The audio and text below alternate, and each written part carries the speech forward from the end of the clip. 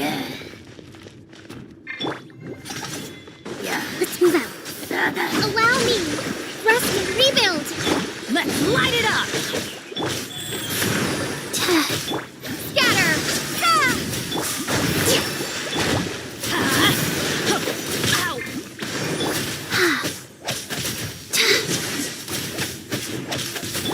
Let's light it up. Ha! Allow me. Rest and rebuild. Teamwork is dreamwork. Propagate. Wheel of life.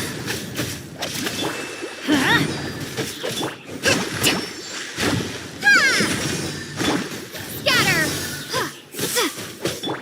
Let's light it up.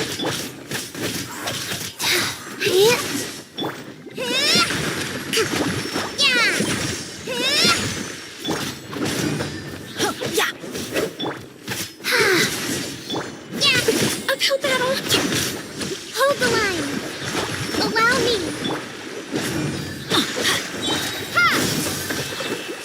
Life goes on.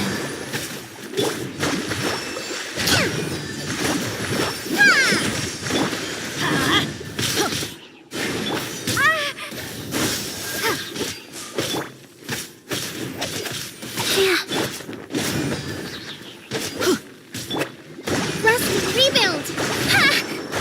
Allow me. Rest and rebuild. Dada Kundala.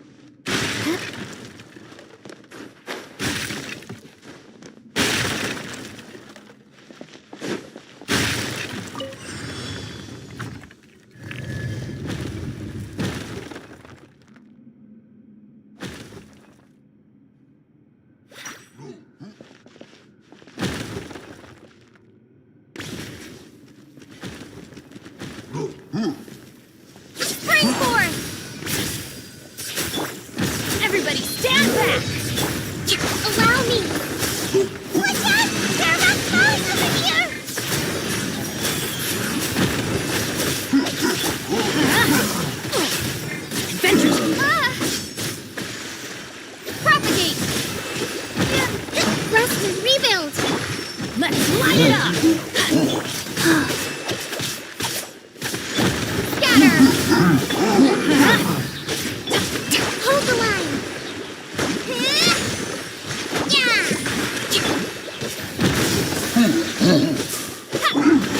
Wheel of life. Let's light it up! Propagate.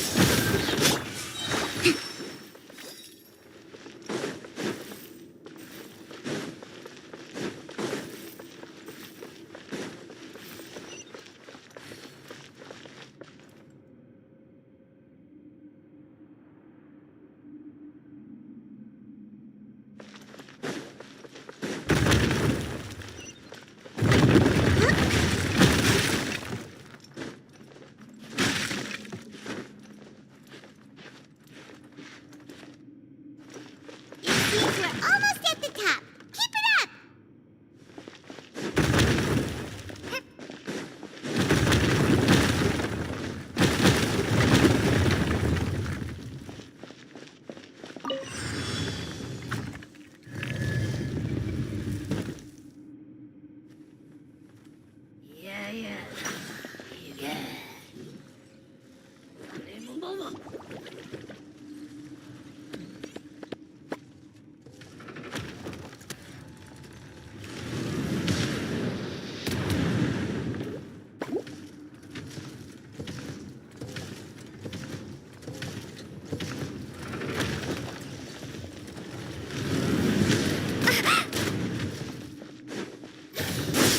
Yeah.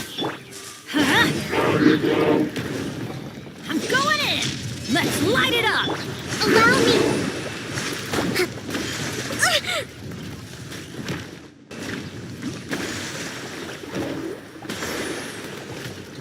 Rest and rebuild. Off we go! Life goes on. Let's light it up!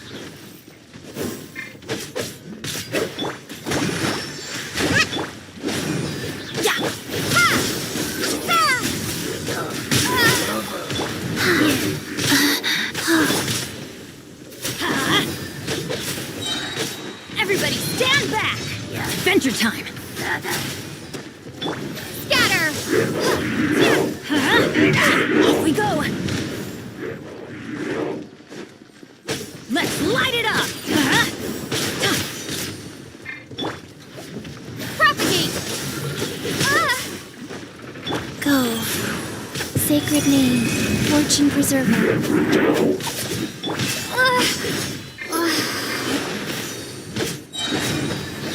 Dreamwork! Allow me. Billowing surge. Rest and rebuild. Let's light it up! Maybe I wasn't meant for this world.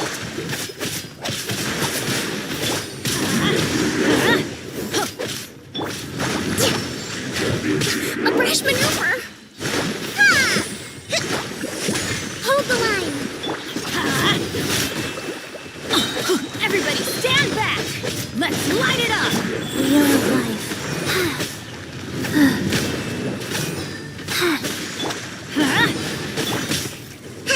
Rest and rebuild. Let's light it up!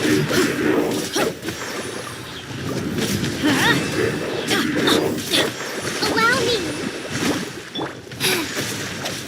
Faster?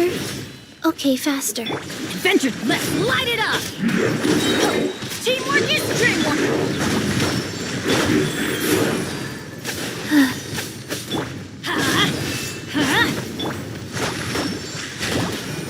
Rest and rebuild.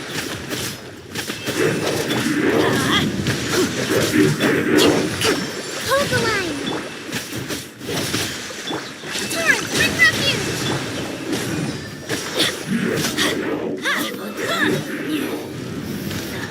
Off we go! Life goes on. Ow! Everybody stand back! Rest and rebuild. Allow me.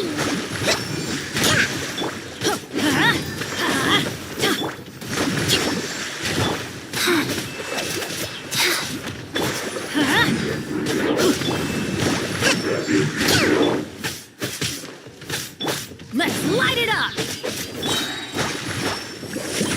Hold the line! Allow me! Guys. I'm going in!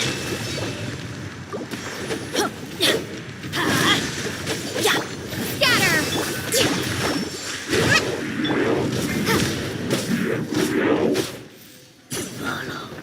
Dada Kundala.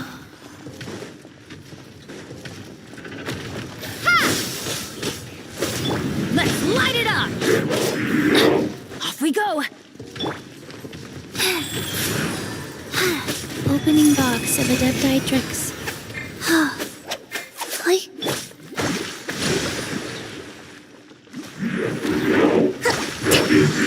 Rebuild! Everybody stand back! Yeah!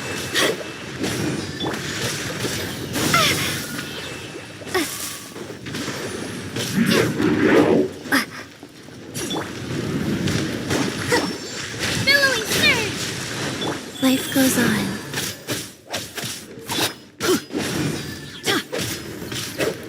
That's gonna hurt in the morning.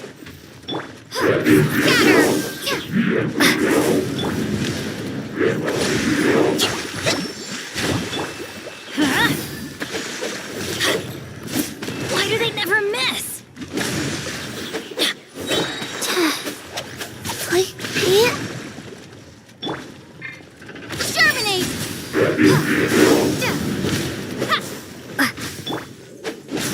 I'm going in! Allow me!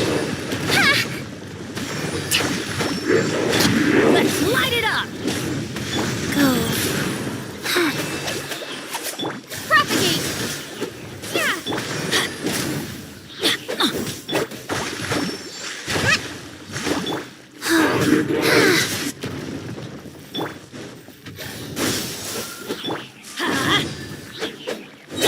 Hold the line! Everybody stand back! Scatter! Rest and rebuild! Life goes on. Yeah.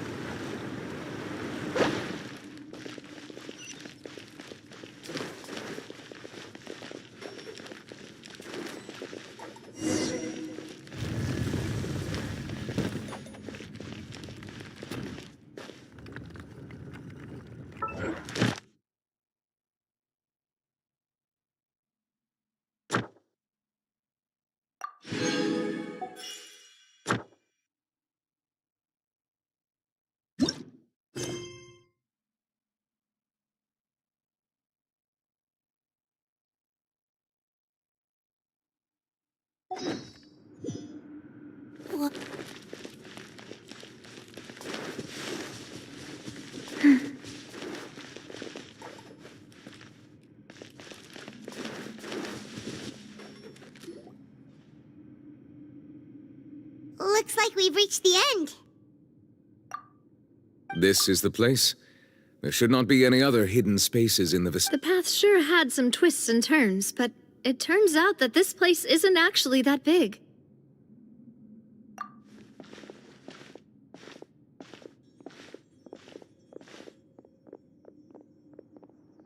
Stone slates. It seems like they were put here as an offering. Perhaps we should just leave them be for now. There are 4 locations in total, but only 3 stone slates. The slate that should be in the first empty spot is missing. The surrounding walls also show signs of damage. There's something written below. Let Paimon see. Reason dictates that this nation be destroyed. I shall record the history of its future here in its past. Say what? It feels like someone left these slates and these words here for a purpose. But does he mean that Fontaine should be destroyed? That would fit the circumstances dictated by the prophecy, yes. Indeed, the slate's contents correspond to it. Take the second slate, for example. There's a person kneeling here. She seems so dedicated. And there's a whole bunch of other people behind her doing the same. And is that Lady Farina in the third image? Did the Hydro Archon fall into the water? And is that a ring of people around her? Paimon doesn't quite get it. Are they all... The fourth image. I know this one. This exactly matches the content of the prophecy. The people will all be dissolved into the waters, and only the Hydro Archon will remain, weeping on her throne.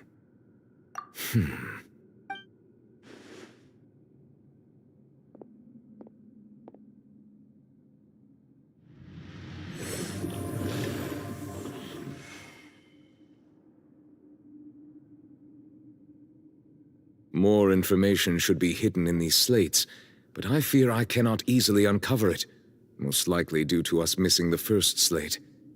I am very sorry. Don't blame yourself, Monsieur Neuvillette. Deciphering ancient stone slates isn't one of your duties. Ooh, Paimon's getting the chills just looking at these slates. This says that it's the history of the future, right? That means the prophecy's sure to come true. I really hope it doesn't mean that.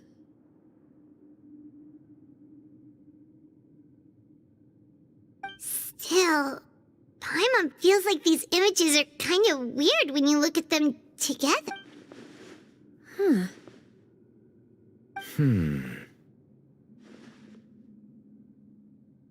That's right!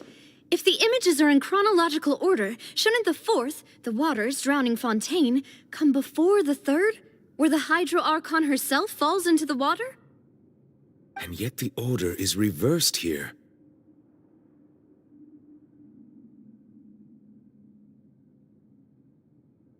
If we go by timing, Lady Farina only emerges in the third image.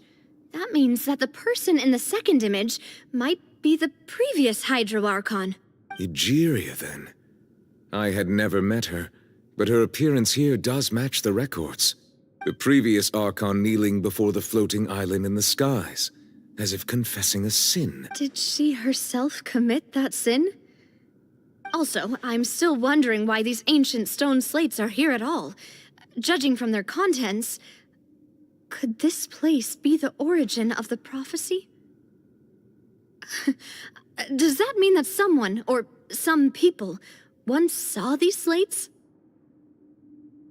But who would have created these slates and left these words here? It seems that any further clues will have to come from Farina. In that case, there's no time to lose. There's nothing else to be gained here, so let's head back first. Yeah, we better get somewhere safe for now.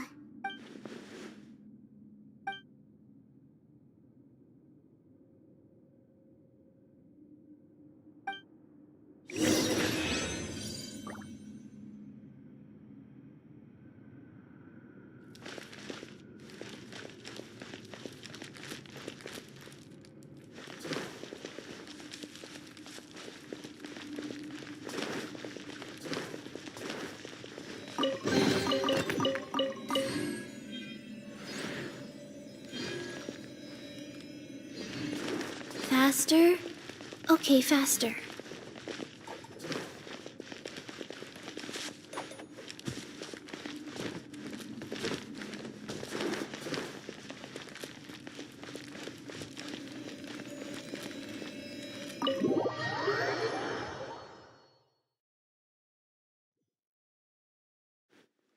Let's split up here. I'm going to check on what's happening with the Spina. You know how it is. There's some things you just need to be there for. You still have energy for that, Navia? Behind? Just head back to the Fluvsandra and have a rest then. Thanks for keeping me company all this time. I'll depart as well. Thanks for your hard work today. Rest well, everyone. Traveler, I will go talk to Farina tomorrow morning to ask about the stone slates. I'm sure that you're concerned about this matter as well.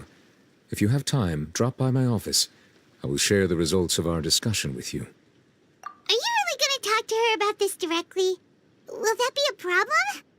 Paimon's getting a little scared now that it's come to this. She has long been harboring secrets, and will not give them up easily, which makes it all the more my duty to ensure that she understands the present situation.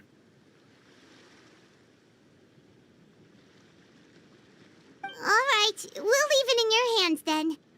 I will be carefully considering my words tonight. Traveler, Paimon, our safe house at the Fluvsandra is always open to you, as ever. So please don't think you're an imposition. All right. I'll be on my way then.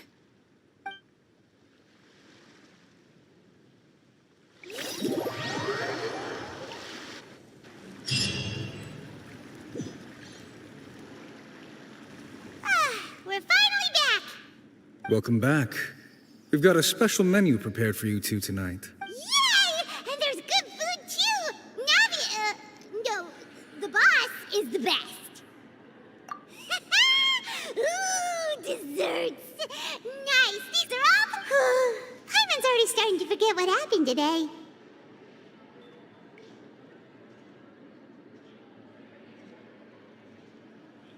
Oh, that voice.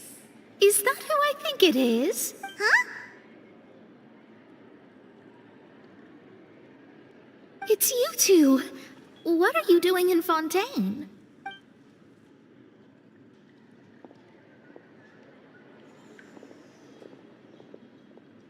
Mona?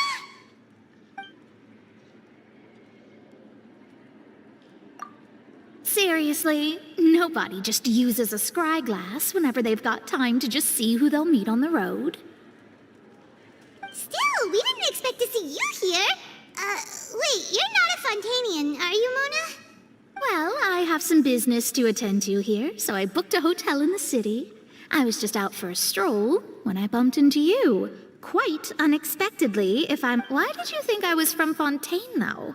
Is that because Magistus doesn't sound much like a Mondstatter surname?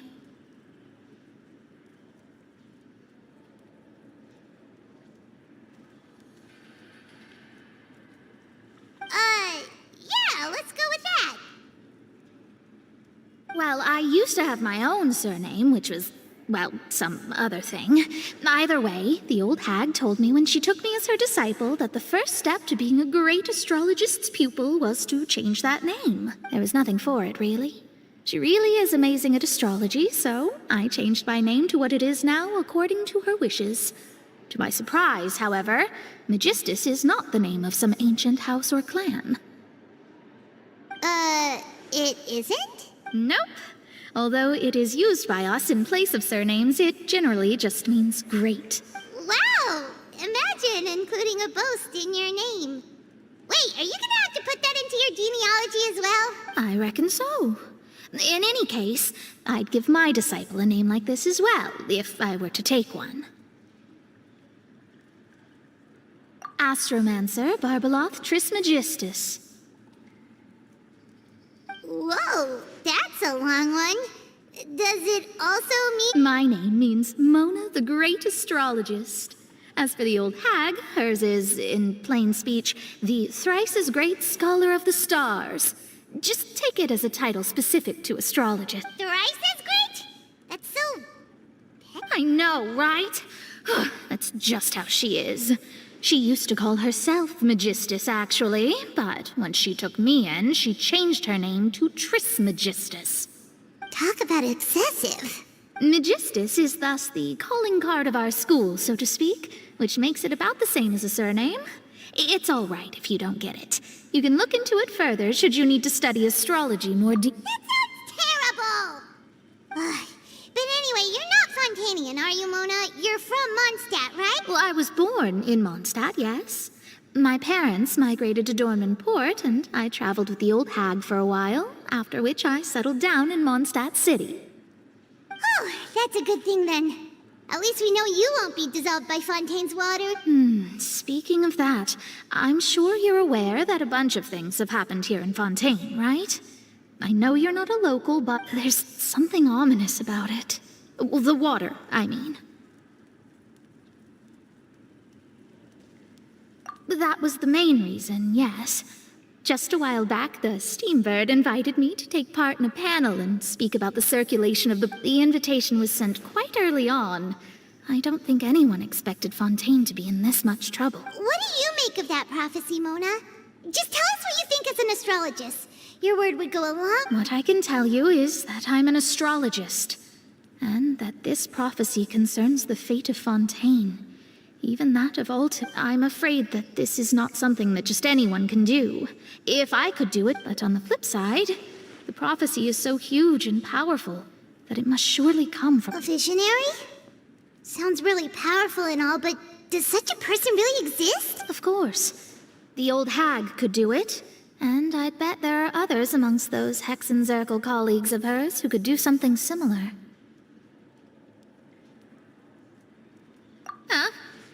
Are you sure? All right, I'll help you.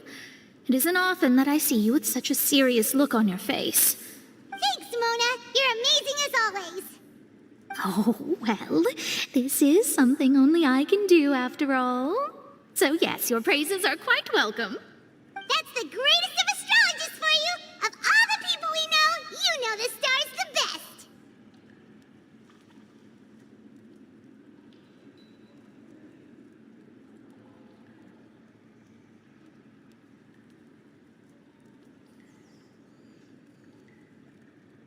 Indeed, indeed. Oh, sorry. I came to see what all the commotion was about. If there's anything you need... Oh, whoops. Guess we were getting a little too carried away there. Well, I'll go tend to my own business now. If I receive any news, I'll be sure to come find you two again. And there she goes, quick as rushing water.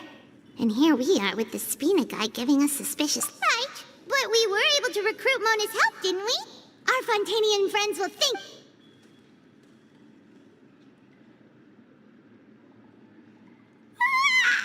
Good morning. To be honest, I'm still feeling kind of sleepy.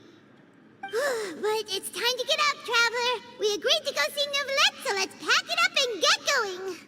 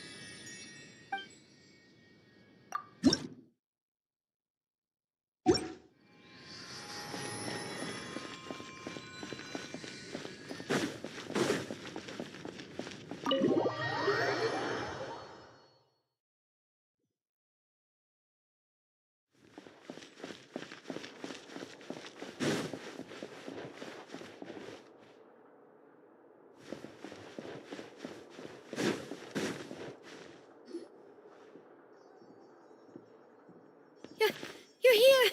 Finally!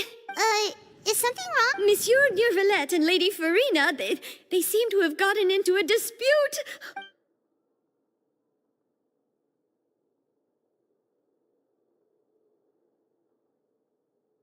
Like I said, I've already explained everything! And yet the problem has not been properly solved. There is little space for excuses between us. It is not my intention to offend you, but please, tell me where you stand. You are the Hydro Archon Focalor, are you not? Look at this. This is a list of the victims from the recent Poisson incident.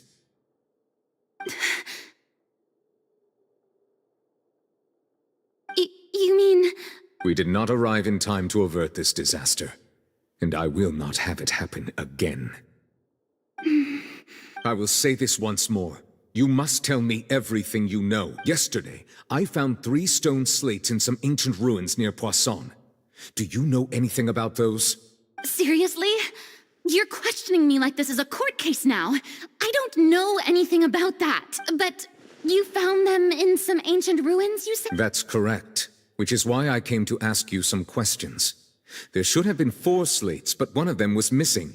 The other 3 feature different images that seem to correlate to the prophecy.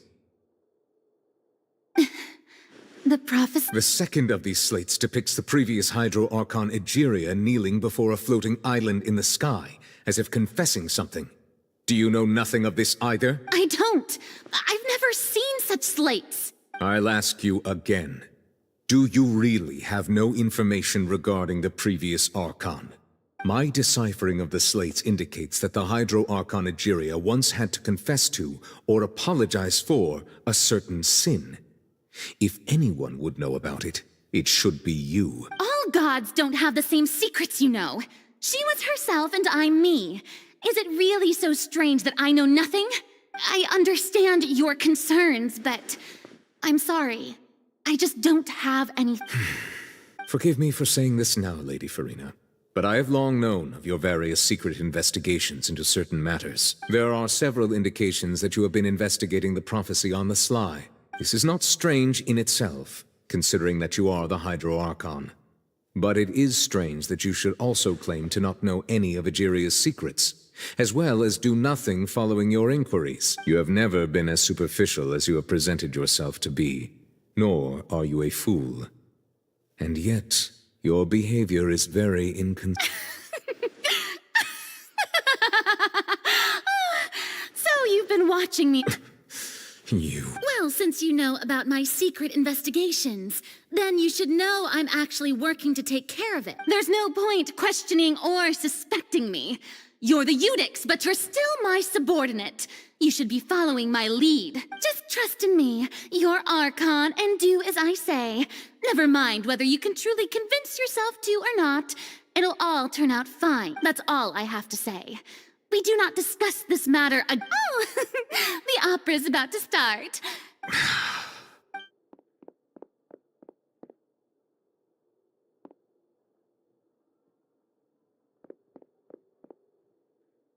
Did Farina not notice us standing by the door? Wonder what's up with her. She was... I assume you've been outside for a while now? Oh! You noticed! Seems Farina didn't even realize we were here. She was in a great panic, though I cannot discern the reason. Our discussion reached impasses time and again, a state of affairs that we cannot allow to continue. Still, I do not understand. Dialogue is the basis for understanding, so why did she keep refusing to engage?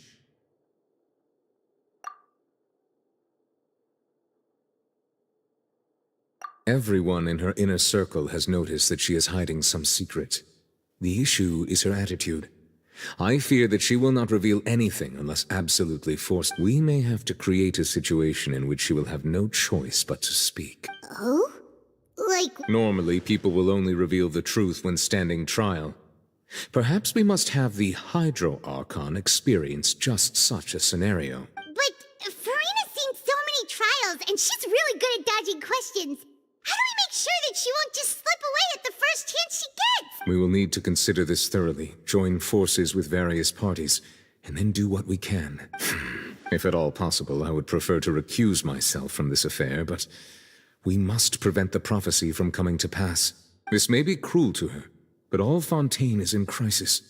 The information a god possesses is too precious, and so we must take a chance on this. But who will lend us their aid to do such a thing?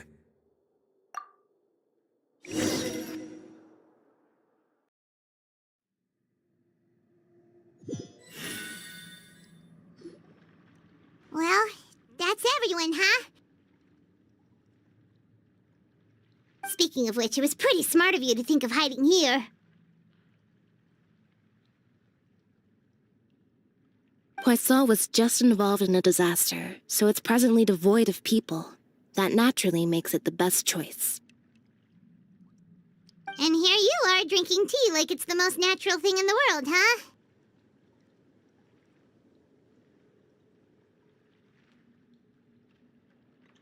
That's what families should do. Sit and enjoy a leisurely time together. It's nice to enjoy tea here, you know? Care for a cup? Lend me your ears, everyone. Or perhaps one of you might like to start us off. How about you, friend? Me? Then, how about you, good sir? I fear that I will cause the mood on this boat to become as somber as it is in Well then, I guess we're lucky we've got a local like me to organize things. Wonderful, the spot... That was a little long-winded, don't you think? Oh, you might be right. Anyway, to cut to the chase, our friend here, the Traveler, has brought us together to discuss something. As for what that is, well, let's start by saying that we'll be pooling our efforts together to create a series of traps. Oh? How? Well, it's just an expression, really. One that I just learned from Chlorand, and used on the spot. So, let's invite her to explain in detail. Huh? Didn't you say that you would be facilitating this? Oh, come now. Your work doesn't involve much public speaking, right? This is a good chance to practice. You might even pick up some fancy oratory tricks to impress your boss with in the future. I see. And what does my... He is glad that you consider him your boss.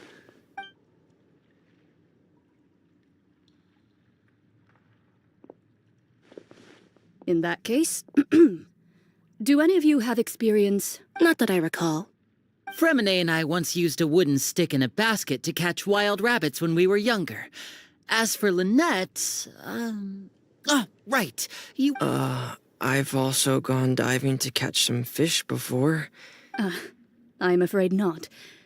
You may or may not have heard, but Fontaine once played host to a group known as the Marechaussee Hunters. Though that was their name, they did not hunt animals, but rather various monsters left behind by the ancient dynasty of King Remus. Today, Fontaine's monster population has already thinned greatly, so the hunters have blended back into society, taking up arms in other lines of work. A trap comprises of the following components: bait, a trigger, and a containment device. Sometimes a lethal implement will also be necessary to deal with the prey. So, if we were to build a trap together, right now... For me, I would prefer something basket-shaped. Pigeons and rabbits will see the bait and naturally enter the... Our line of work requires a deft hand, and we're some of the best in the industry. You used some of those techniques while moving the people of Poisson, didn't you? My subordinates mentioned that you even performed some magic for the bawling children. Yes, and I even managed to gather some intelligence in the meantime. I'm quite the multitasker if I do say so myself. I'm afraid I can't claim that as my strong suit. I prefer more stable methods, like placing bait in the water and waiting for the fish to come within. Calm and steady. And I can be their assistant. With discretion, I'm sure... I'd probably use some sort of mechanical animal. Papa once bought me some small clockwork squirrels, mice, and such. I remember that you liked those too, didn't you? I did. And that would be a good way to go about it, if they're realistic enough. What about you, Monsieur Neuvillette? I fear I do not have any related experience. That makes sense. You usually solve problems directly, without the use of any such trick. But I do have one more question for you, Monsieur. If we were to create a trap now, how would you design it? I would like for it to be effective, but bring no harm to the prey. A more gentle trap would... Kind, as always. However, our intention doesn't necessarily change the containment device and the type of implement. If we wanted to kill the prey in one strike, we would need a powerful implement. However, that also goes for prey that must be captured. Wait, why's that? Only a hunter who's a true expert at subduing their prey can snare it without harming it. The line that divides life and death is often exceedingly thin. So, are we going hunting together? Huh. We hadn't thought of seeing ourselves as hunters. If our means of capturing and dealing with our prey is to put them on trial, then the hunting metaphor is actual. But we shall require much more courage than any hunter to judge a god, a being whose seat is an exalted throne. Oh, so that's what's going on.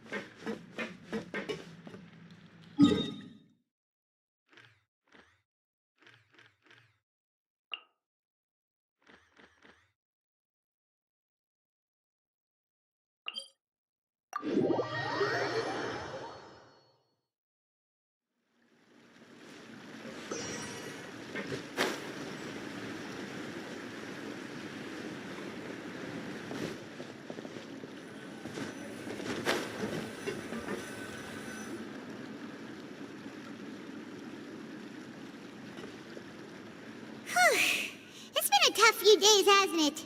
So much has been happening. Paimon didn't think the meetings would go on. Paimon thought they'd be at least a little frightened.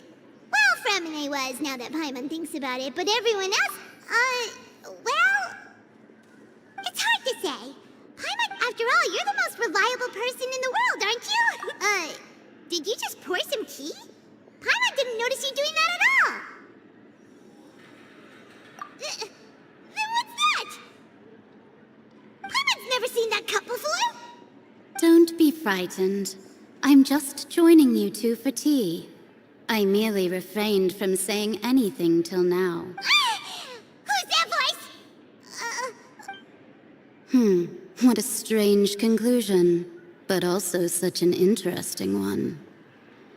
You two make, and yet even you feel confused. As such, I couldn't resist but come by for some tea and a chat. Consider me a passerby, just accepting a commission from my friend's disciple on a whim.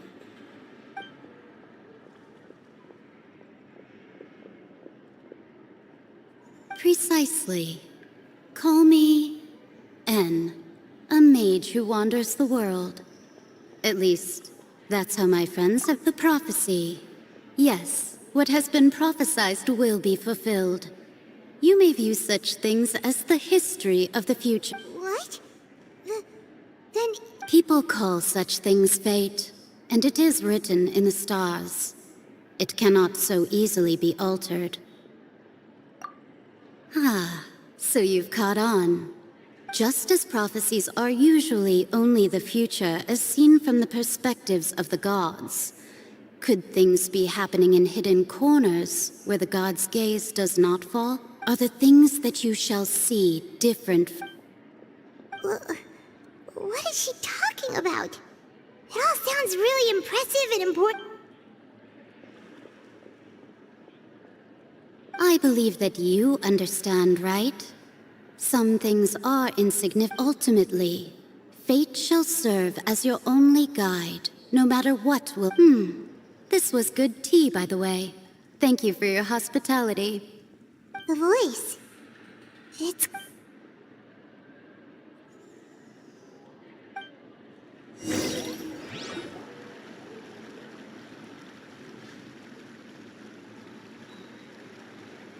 All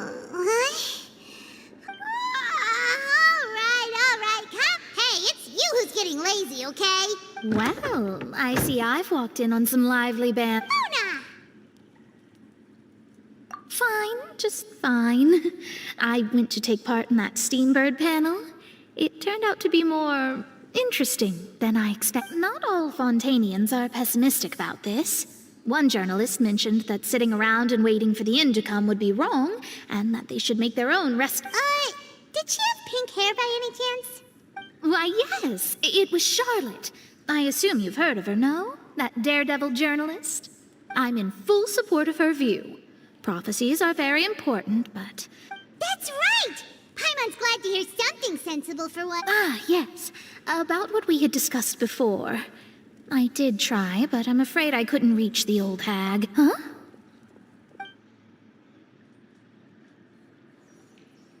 Goodness gracious. Are you serious? She said that even the god's gaze has blind spots. Pretty bold if you ask Paimon. The Hexen Circle members are certainly anything but ordinary. As for the mage named N, the old hag has mentioned her a few times. She said that N's sense of direction is incredible, and that she loves guiding those who are lost. But I've never met her, and if she were still alive, she'd be... Well, suffice it to say that the hag's at least a few hundred now, and N's been around for long... Whoa. The Hexen Circle sounds like a scary group. But they must really stay in shape to live so long. Their abilities alone are pretty terrifying. If she came to see you personally, then the problem you're facing must truly be of great importance. Well, it's not like Paimon could understand anything she said. Yes, she was quite cryptic, but I suspect she means that there is still a way to turn things around. Perhaps it is something that you cannot know.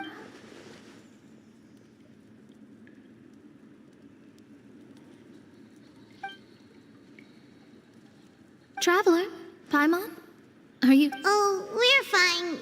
We're just a little I see. I guess you could consider me someone who has often witnessed fate. So far as I have seen, but even so, I still hope for. Perhaps that's what N was trying to tell you. Not to lose heart. And I did originally think of steering clear of all this, but I couldn't. Even if this is all futile, I still wish... Huh. You do have a point. There I go, talking about astrological principles again. Sorry about it. It was worth trying to comfort you, even if only a little. I believe that you'll... I suppose that might be why we always seem to meet... Paimon feels kind of moved by what Mona said. Hey, Traveler. Paimon suddenly feels like going outside for a walk. Let's go. Let's walk around the city, shall we? There's a few spots we always like to walk by.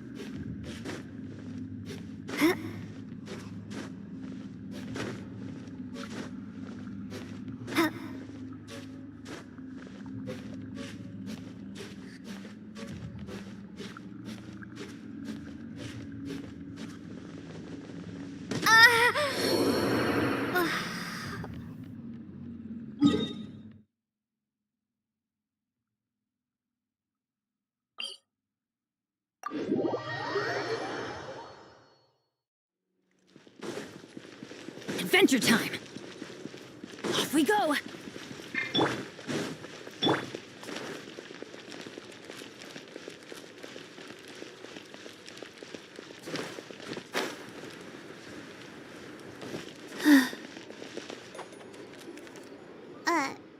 Huh? this newspaper. Let Paimon see. The underwater stronghold, the Fortress of Meripede, has continued in its noble autonomy, but that does not mean that others cannot interact with it. My recent attempts to enter the fortress bore little fruit. Huh. Guess Charlotte still hasn't given up on that. Thus, did an Outlander friend become the focus of this report. A blonde adventurer with their white fairy, legends trailing in their wake. It is said that this mysterious traveler once visited the underwater fortress. So while the fortress's interior remains a mystery behind closed doors, do not fear, for the tales of the traveler contain surprises in spades. Journalist Charlotte's biggest scoop yet, the Traveler's Trail, World Walker. Huh. Charlotte took so many awesome photos of us and we never even noticed her. She hasn't been able to get a hold of anything at the fortress, so since we're easier to find, she's using us as the subject matter instead? Ugh, seriously? Well, fine. Those headlines and photos do look cool, so Paimon will forgive her this time.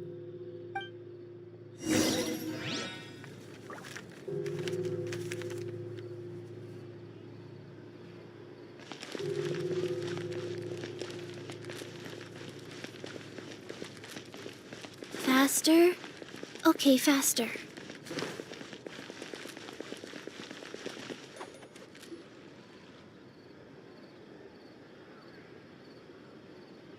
We're here! Paimon's hung.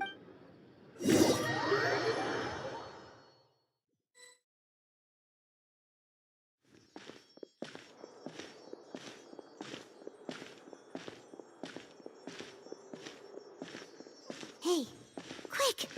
Look! That's the limited edition, only 16 slices a day cake!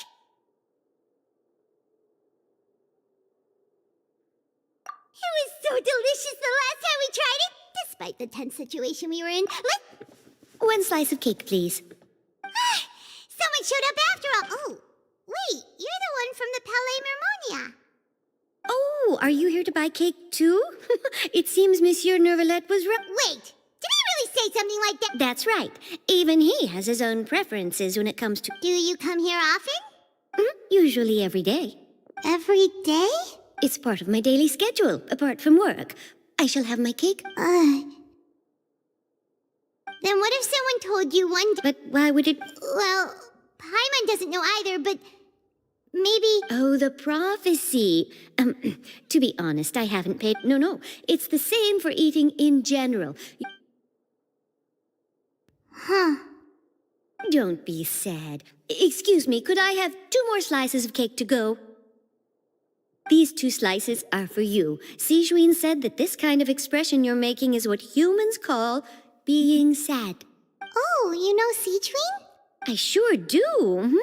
She was born before me, and she sometimes comes to the surface to teach us things. She said that humans are creatures that are saddened easily. Yes, and you can only lift their spirits by feeding them delicious food. So please, I've got something else to do, so I'll be going now.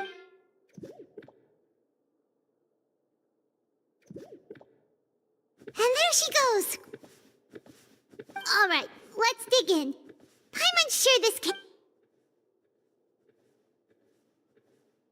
It's more delicious than last time. Sure would be nice if we could always eat delicious food here.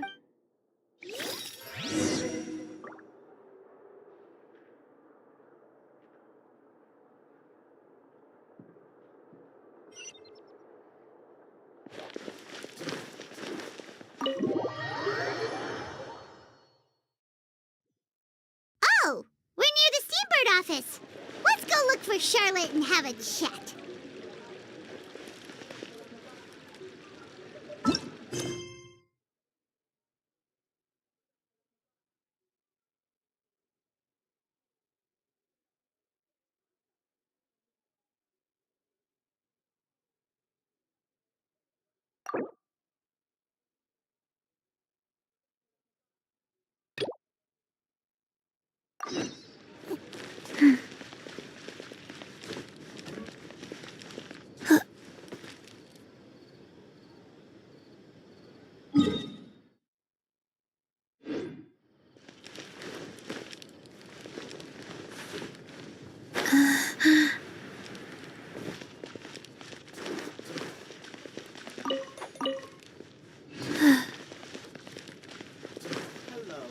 good newspaper should be a lighthouse of truth.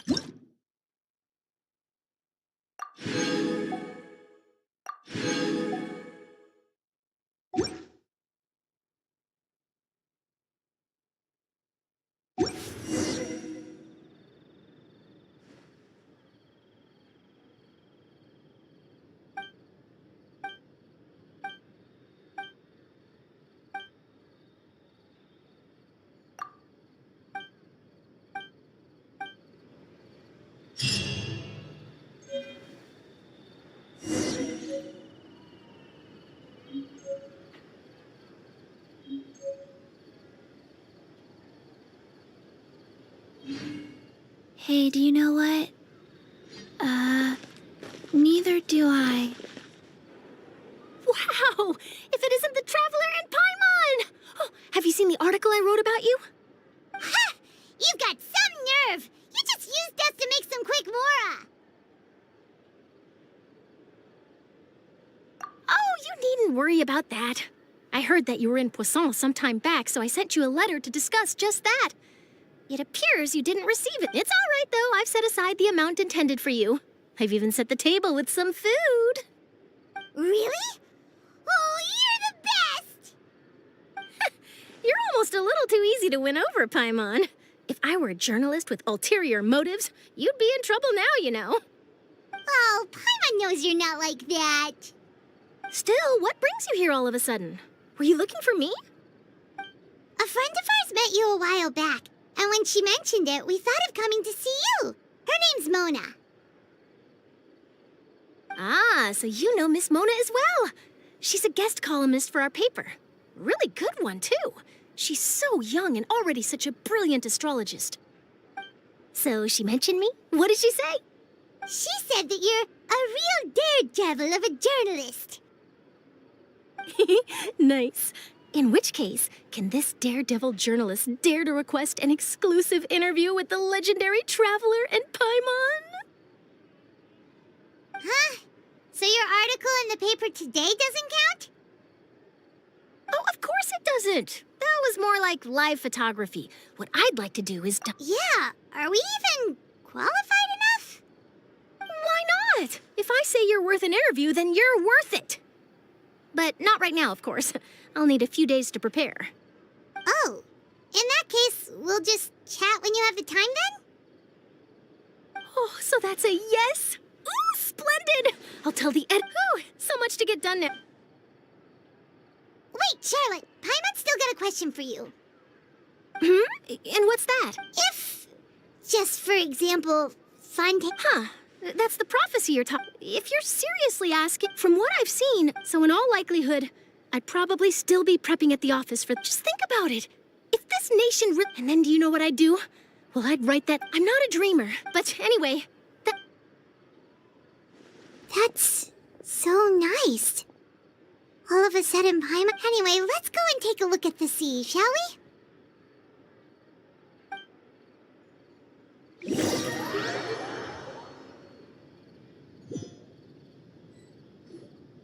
The sea breeze and scenery can be a pretty soothing... Paimon's been thinking...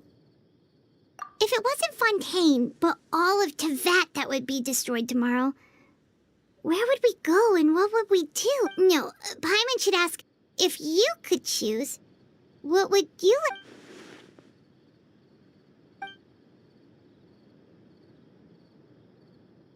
We've always been moving to the next destination, so we haven't spent much time thinking about these kinds of things. We didn't have to either, with us always being on the road and whatnot.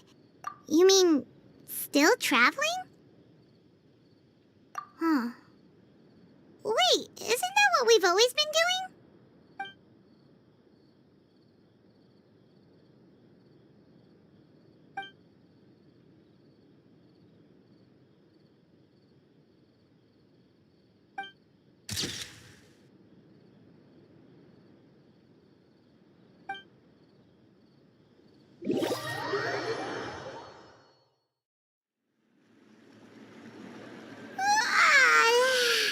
Feels like you'll grow mold if you stay here long enough. But it's still better than the Fortress of Mirapede, that's for sure.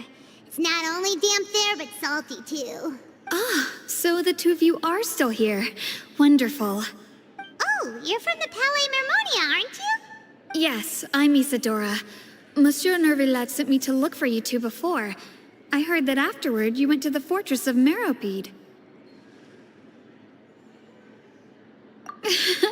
Not at all. I'm well aware that you're friends of his.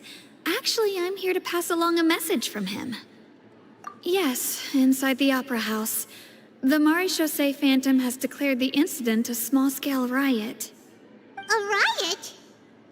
Well, that said, I don't personally think it was that serious.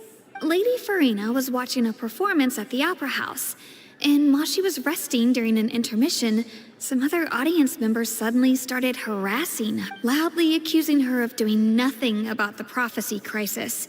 And before she could respond, others started to join in. The crowd continued to grow, and protests against the Hydro Archon started to break out. So people have started to put the blame on Farina. Guess they finally found an outlet for the pressure they've been under due to the prophecy. I agree. People will naturally rely on gods, as is customary. But the moment people feel threatened, gods are also the first to be blamed. So what happened after that? Is Farina okay? Seeing that the situation was spiraling out of control and that further argument was pointless, she claimed that she'd gotten tired of this and left in a hurry. The Maréchaussée Phantom had their hands full maintaining order and did not catch where Lady Farina had gone. Only when things had stabilized did we realize that she had gone missing. So, you mean she's still missing? That's right. The Maréchaussée has dispatched many people to search for her, but we don't have any leads yet. That said, I don't think there's much to worry about. She is a god, after all. Even if she were to fall into the hands of rioters, what could ordinary people do to her? Good. Monsieur Nervillet sent me to tell you about the situation, but he didn't say anything else. Don't worry, this is more than enough to go on. Thanks for keeping us informed. Is that so? Well, all right then. In that case, you two take care. I'll be heading back to the Palais now.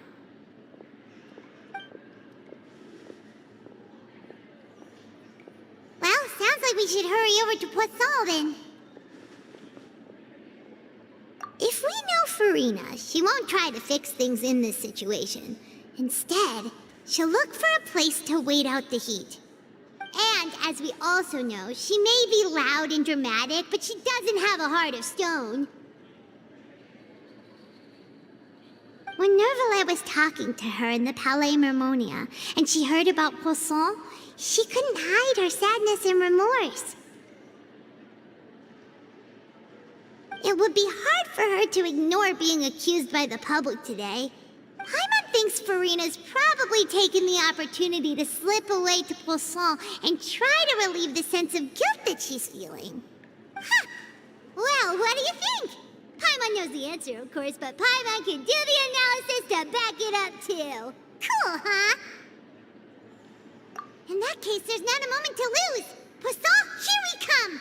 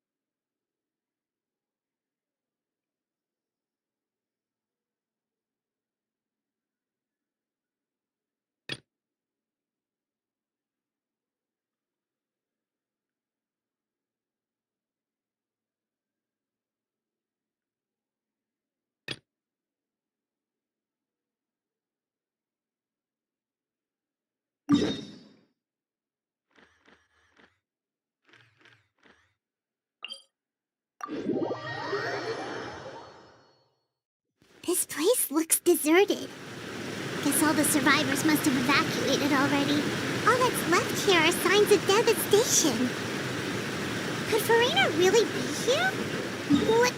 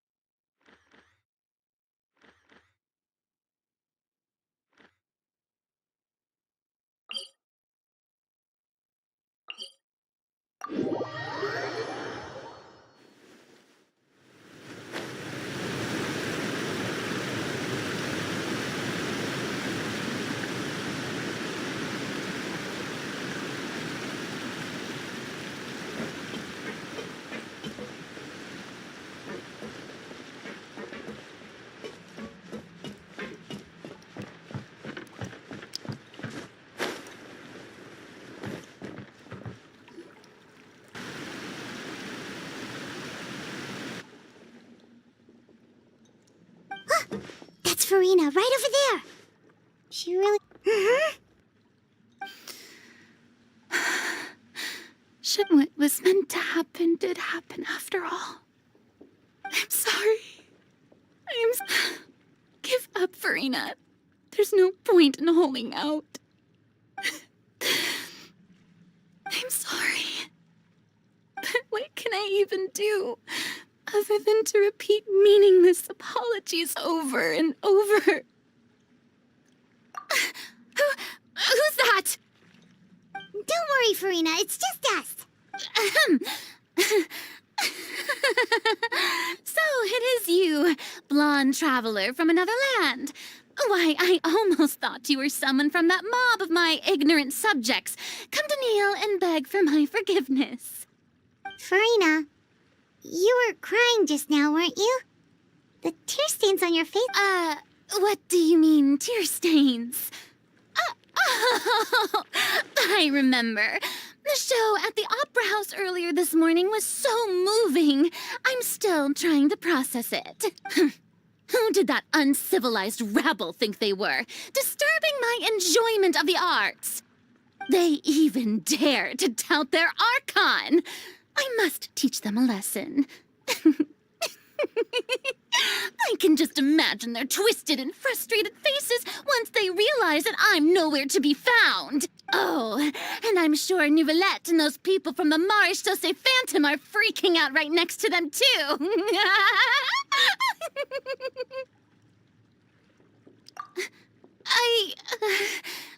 Hey, there she is! The Hydro Archon's over there! Quick, after her! Farina, those people seem to be after you. They are? They're just some rabid fans who want to cut the line because they haven't been able to meet me in person, aren't they? That's against the rules. I can't let them get their way. Farina just ran off. Quick, we have to catch up with her.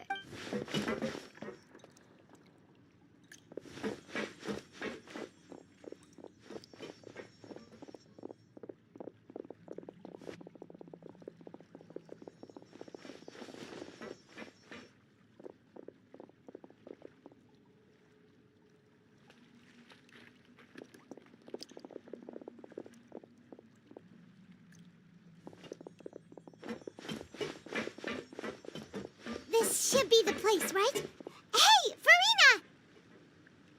There's a good hiding spot over here. Quick, come to Paimon before the rest of them catch up. What is this place? Hurry, they're almost here. Fine. I suppose haste is warranted. Lead the...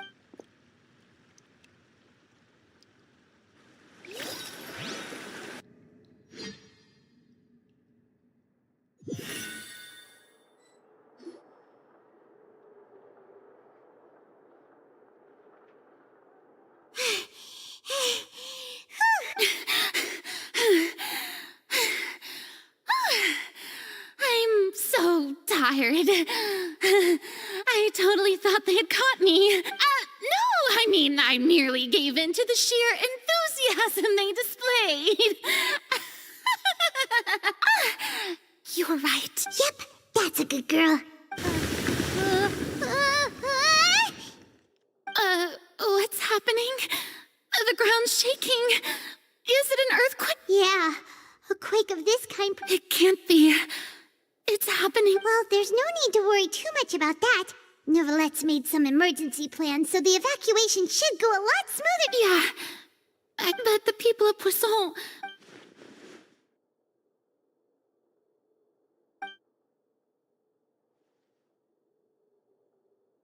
It's true. I've been investigating the prophecy for hundreds of years. I once had informants all over Tevat, searching for clues and feeding information back to me. I've tried all kinds of ways, too, to hold back the sea. Anything to keep the coast, but all my efforts proved to be futile in the end. Really, the truth has been clear to me for a very... We cannot make an enemy of the divine. No matter what we do, the will of the heavenly principles will have its way. And the prophet... Give up. I do love the sound of that phrase. It would mean finally coming to terms. Indeed. I've thought about giving up so many times. Fate is really unreasonable, isn't it? It has no heart and no bait, but just now, it all became clear to me. I still don't have the right to come to terms with fate as long as the final moment hasn't come. It's still not too... Don't worry. I will keep hope. Well, that's enough for now. I got the impulse to play the stricken maiden, but honestly, considering my rank and station, that wasn't a good fit at all. Don't take any of what I just said seriously. How could I possibly let Fontaine fall to the whims of trivial prophecy? Come on! Paimon could have sworn you were actually being honest just...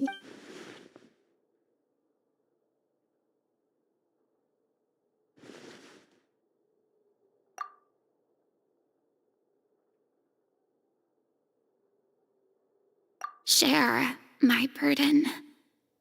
That's impossible. It was fated right from the start that this would be my duty alone.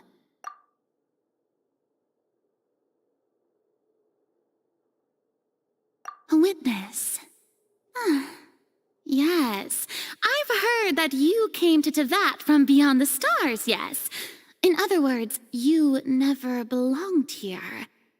And if Tevat is, in its entirety, a show on a stage, then you're just a spectator, aren't you?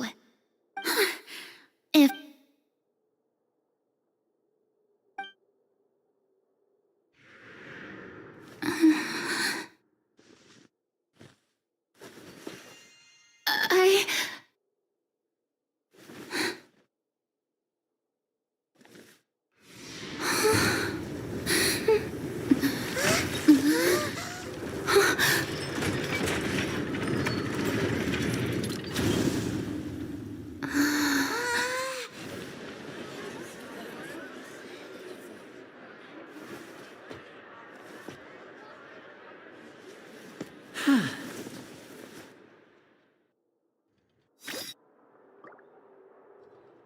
Ladies and gentlemen, this concludes my opening performance. Now, without further ado, we may proceed to the trial of our god. So this is what it is. Yes, you deserve praise for the effort you took to raise the dramatic stakes. Do not forget, however, that I am Focalor, the god of justice, the embodiment of justice itself. Does it not strike you as even the least bit absurd to bring the very concept of justice to trial? May I interpret these words as your refusal to stand trial? In that case, you will have the opportunity to defend your honor through a duel. You would draw your blade against a god?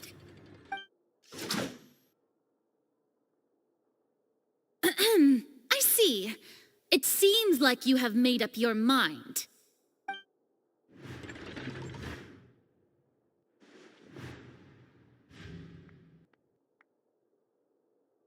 Paimon can't believe it. What the heck is going on? Did I just see an Archon surrender to a human? Wow, how utterly humiliating. Lady Farina, what is the meaning of this? Shh! It would seem that there has been a misunderstanding. To be clear, the raising of both hands is not always an indication of surrender. Looking for excuses again, huh? I raised my hands just now to indicate my acceptance of the trial. No duel shall be necessary.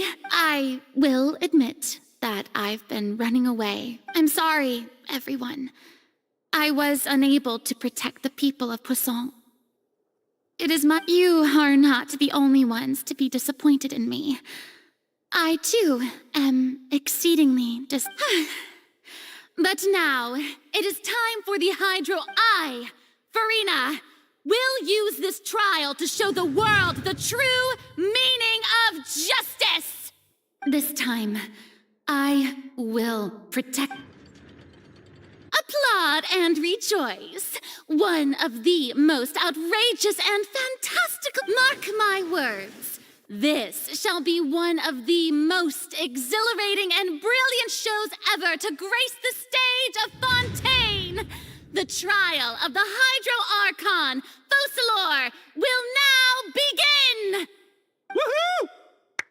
Oh, now we're making... Why does it feel like Farina just took over the whole thing? Like, come on! Didn't she just get forced to stand? Also, even though she's still acting super dramatic, she is taking this seriously. All right, then. Who will be my opponent? The court asks the prosecutor to please take the stand.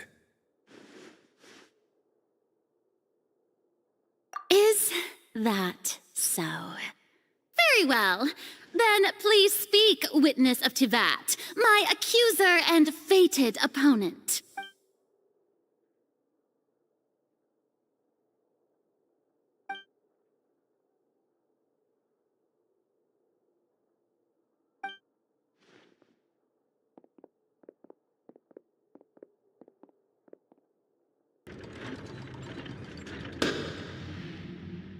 Also, please allow me to ask, as a final question before the trial begins. Just how much work did you do to force me onto this stage? Well, we did do a lot of prep after the meeting that day. I can go over the tasks assigned to the Spina di Rosula, since they were rather straightforward and easy. Navia, the president of the Spina di Rosula. Most of the people who participated in the disturbance this morning were my subordinates. They changed into plain clothes and came to the Opera House as regular audience members, waiting for the perfect opportunity to incite insurrection against you. The people's resentment against their Archon has been building as more and more of the prophecy is fulfilled. Moreover, according to our understanding and analysis of you, when something like that occurred, we arranged for a second group to lie in wait there. So, you mean, the ones who scoured the settlement for me were also from the Spina? And their goal was to force you to step into the giant magic box so you may personally participate in the greatest magic performance in all of Fontaine. That's right.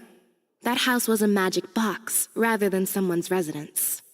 As the super ultimate version of the setup that I used when I first performed at the Opera Epiclese, the volume of the box was increased by a whole order of magnitude, and the distance it traversed was the entire gap between Poisson and Aranias. Its cargo, of course, was an Archon instead of a human. My thanks, Farina. Without your help, we could never have pulled off such an extraordinary performance. You're welcome. Of course, this performance was only made possible with Father's support. The House of the Hearth spent a massive amount of labor in Mora to pull this off. We had to select a location, construct the giant magic box, dig a tunnel, and open up a path through the water. It was a lot of work for all of us. So, in other words, The earthquake that we felt within the giant magic box was just a normal tremor from the transportation of the whole house? That's right. It wasn't a sign of another disaster to come. Then, I can guess Nervilette and Cloran's parts. You gathered a crowd, prepared a stage, and made sure that the champion duelist would be immediately ready for a fight. Also that as soon as I appeared on the stage, the trial may commence without a hitch. Am I right? Yes, that is correct. Well, Clorand, I must commend you for your courage. Only the most outstanding champion duelist in all of Fontaine would accept a duel with an Archon without flinching. Thank you. As for you, Traveler, I suppose your role was to keep me distracted with conversation once you found me in Poisson. You'd make sure that I didn't notice anything amiss before revealing yourself as my prosecutor once we'd arrived onto the stage. Oh?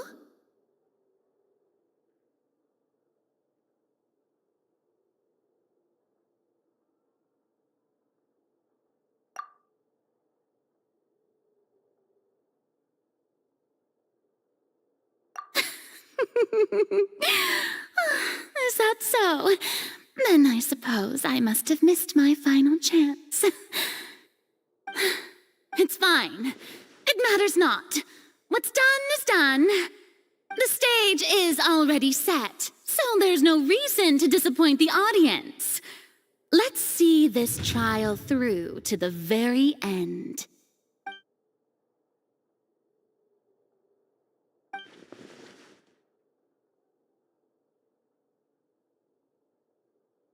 Madam Prosecutor, please allow me to pass this along. This is a document that Miss Charlotte applied for and received permission to share with you during the trial. According to her, it should speed up the proceedings. Huh? Charlotte wanted to give us something? Oh, so she's here too! Oh, let Paimon see. Isn't this the exclusive interview that she did with us before? Wait, then that means this document is a perfect timeline of everything that's happened ever since we stepped foot in Fontaine! So in other words, we can refer to this anthology of evidence every time we want to use something from our journey as evidence for an argument. Let's quickly confirm the information in it. Just think of it as a refresher, all right? You defeated the Hydro Archon in the very first duels you took part in at the Opera House. That's one for the history books, all right.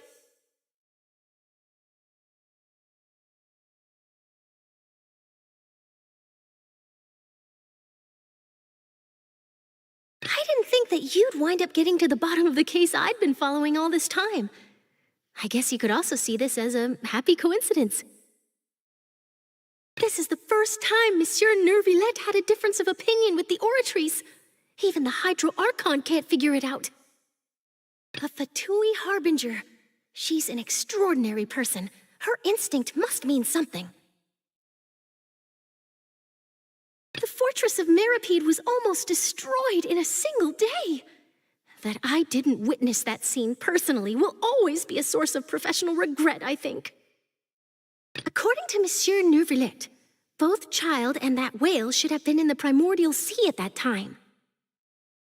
I nearly lost my awesome friend Navia. To be honest, that still gives me shivers. The words of someone as extraordinary as a witch can probably only be truly understood when something surreal happens to you.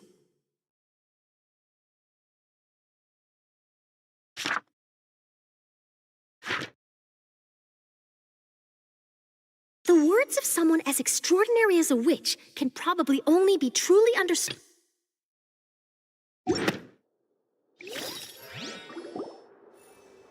The prosecution and the defense are both in position. The trial shall now begin. Oh, come on, Nervilette. There's no need to repeat all the unimportant legalese. Just fast forward to the part where the prosecution lays out my offenses. As the defendant and the lead actress of this performance, I still haven't even been informed of my supposed guilt in all of this. Of course, it is only natural for humans to struggle to understand the actions of a god. However, you will need more than that to convict me of a crime. That's true, but my charge here is unrelated to your conduct as an Archon. Instead, I would like to charge you as a fraud who's never been the Archon in the first place. Wait, what was that? Lady Farina's a fraud? Hey, I came here thinking that we were going to try the Hydro Archon for forsaking her duty, but did I hear that right? She's not our Archon at all? Charge accepted. Lady Farina, do you plead guilty to the charge?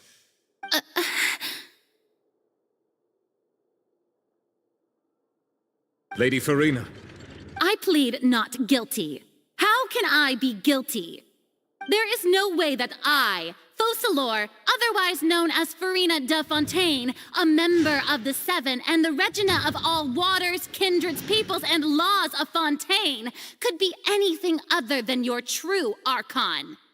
Yeah, even though Lady Farina can be rather eccentric, isn't it going too far to doubt her very identity? Yeah, I've never questioned her identity either. Sure, Lady Farina can be super irresponsible, but what grounds does that prosecutor have to make such a huge claim?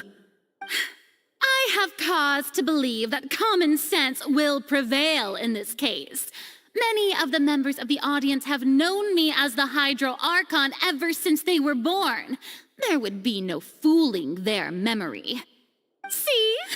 Even the Oratrice has decided to show me its favor. Are you sure you want to commit to a charge that will never be upheld?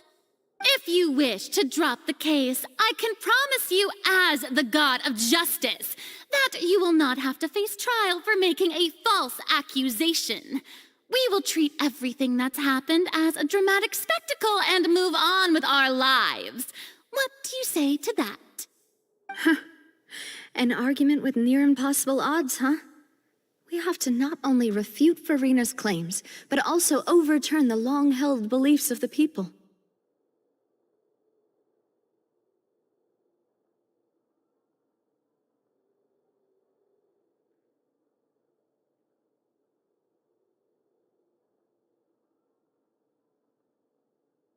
Well, I tried to give you the chance to surrender. If you must persist, then let me ask. If you believe I'm not the Archon, then what manner of being do you think I am? And if I was not the Archon, then how did I manage to live for over 500 years?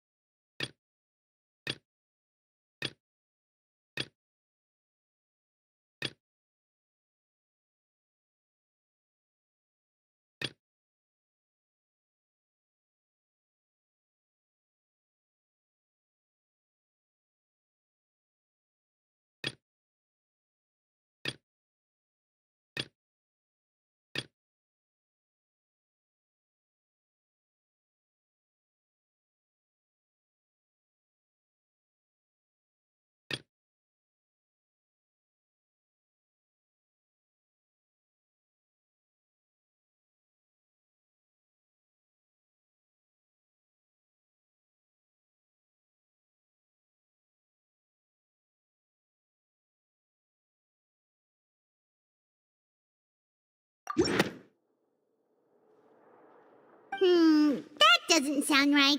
Paimon doesn't think this clue can be used as compelling evidence to build our case.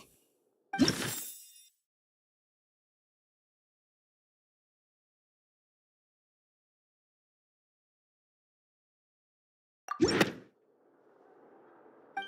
of all, you may be a member of another long-lived race, which would allow you to naturally possess an extended lifespan.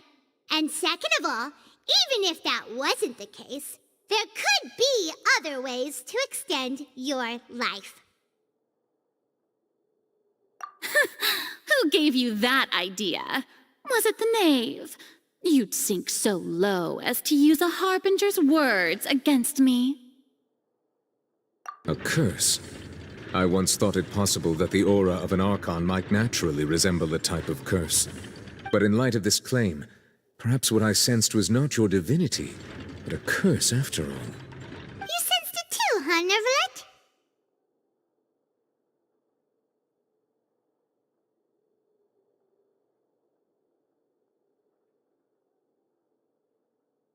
Lady Farina is actually a human?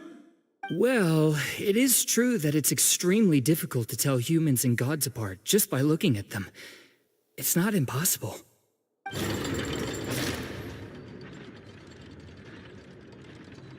Well, don't start celebrating too early now. Even if I have been carrying a curse like you said, how does that prove that I am merely a human being? Besides, everyone knows that the main difference between a human and a god is the possession of authority. Gods can do what humans cannot. That's why they're worshipped as gods. For centuries, manifestations of my authority have served the nation of Fontaine. One need only to turn their eyes towards the Oratrice Mécanique d'Analyse Cardinal in this very opera house, or consider the indemnitium that is used in every aspect of life.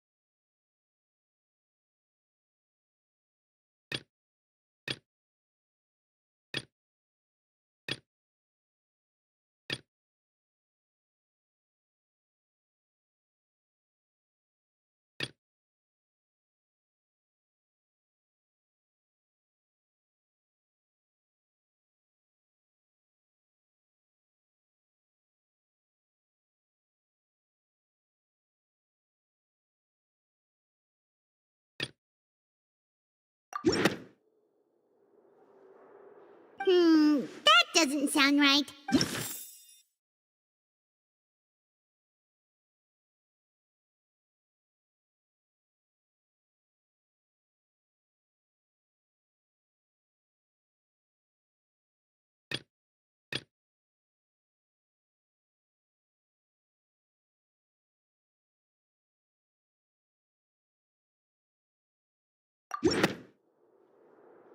You tried to reference the Oratrice. But weren't you as confused as all the rest of us when the Oratrice declared Child to be guilty without any proof? Otherwise, you should have come up with a good explanation for that by now. Didn't I make myself clear at the time? The decisions of the gods are naturally difficult for humans to comprehend. There is no need to provide an explanation. Lady Farina, I believe a reminder of your current circumstances is in order. While the court is in session, the principles of justice and the law must come before all else. While you are an Archon, you are also first and foremost the defendant in this trial. You will prove yourself unable to defend against the prosecution's charges if you continue to withhold vital information against the rules of the court. I never thought you'd use that kind of rhetoric against me. That was no trick of rhetoric, Lady Farina. I've merely reiterated the rules of the court. Rules that all should respect and follow. So, you neither knew why Child was declared guilty, nor did you understand the structure and operations of the Oratrice. Instead of having been created by you, the manifestations of authority you mentioned have been made by the real Hydro Archon, haven't they? The real Hydro Archon? Well, now you're really losing me. It is true that I did not know why the Oratrice gave out a guilty verdict that day. But the Oratrice handed out that verdict unilaterally, and it has been operating independently ever since it was first created. You can't argue that just because a divine creation is flawed, that the god behind it must also be no god at all. She's still throwing out all kinds of excuses. Seems like she's confident that we won't be able to produce proof that she has no power over the Oratrice. My power as an Archon. There are many ordinary citizens in the audience. How can I just carelessly demonstrate the formidable power of an Archon? If that poses a concern, I'm prepared to extend my protection to the audience. You don't need to go that far.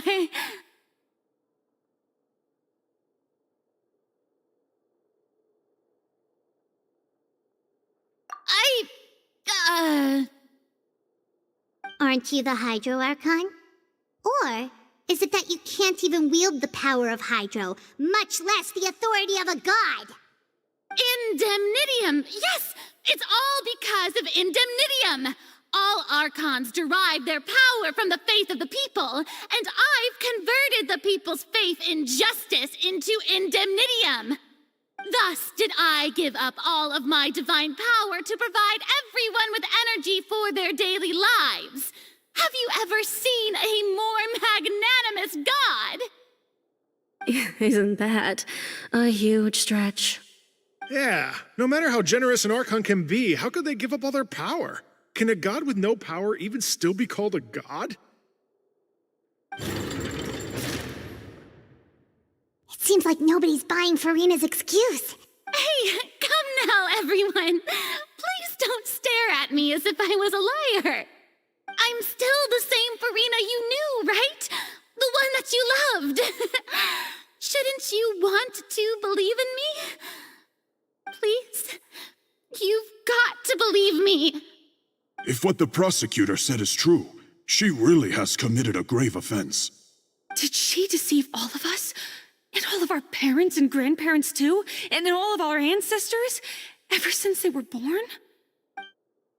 Enough. That's enough.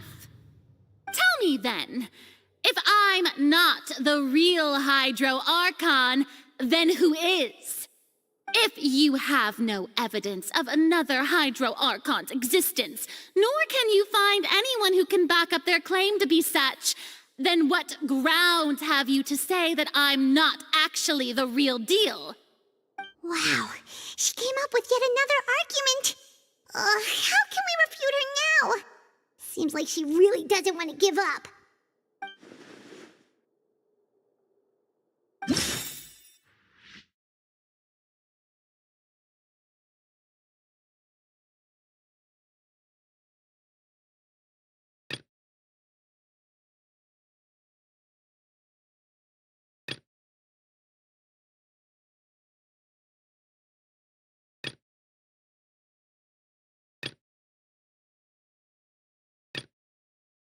You It's been established that all Fontanians can dissolve in water from the primordial sea. And that means... Since you insist on claiming to be a god and not a human, then there's a method that you can use right here and now to eliminate all suspicions of you being the latter. Miss Navia, please apply to serve as a temporary attorney for the prosecution before addressing the court. Though you act in partnership with the prosecutor, you must still adhere to proper procedure. Super sorry, Monsieur Chief Justice. I swear this really will be the last time that I'll speak out of turn. Now, I've brought some seawater from Poisson. As everyone knows, a massive flood struck the area not long ago, taking many lives, including those of some of my closest friends. So, Miss Farina, would you dare to touch some of this seawater? If we are to believe that you are indeed the real Hydro Archon, touching this seawater would have no effect on you. All it should do is strengthen your case. But if you don't dare to touch it, then we would have basically proved the reverse. Oh, and I must remind you that after the disaster at Poisson, nobody wants to see any more people dissolve. I do hope you'll act prudently and choose the simpler path of admitting guilt. Navia from the Spina di Rasula. The Spina has governed Poisson for many years. I guess her suggestion is valid. If Lady Farina is indeed just a human, she's probably Fontanian like all the rest of us. Would she really dare to try?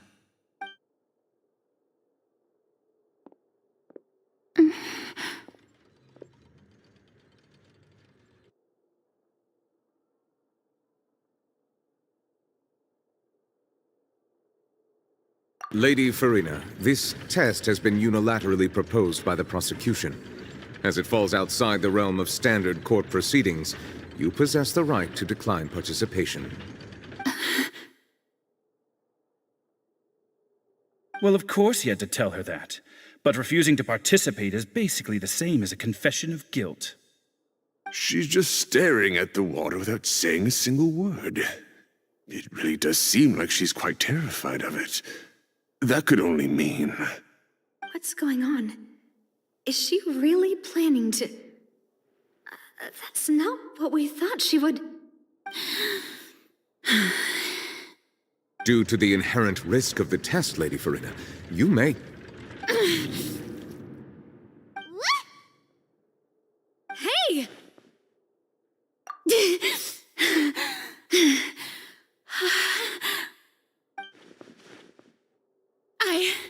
I'm fine!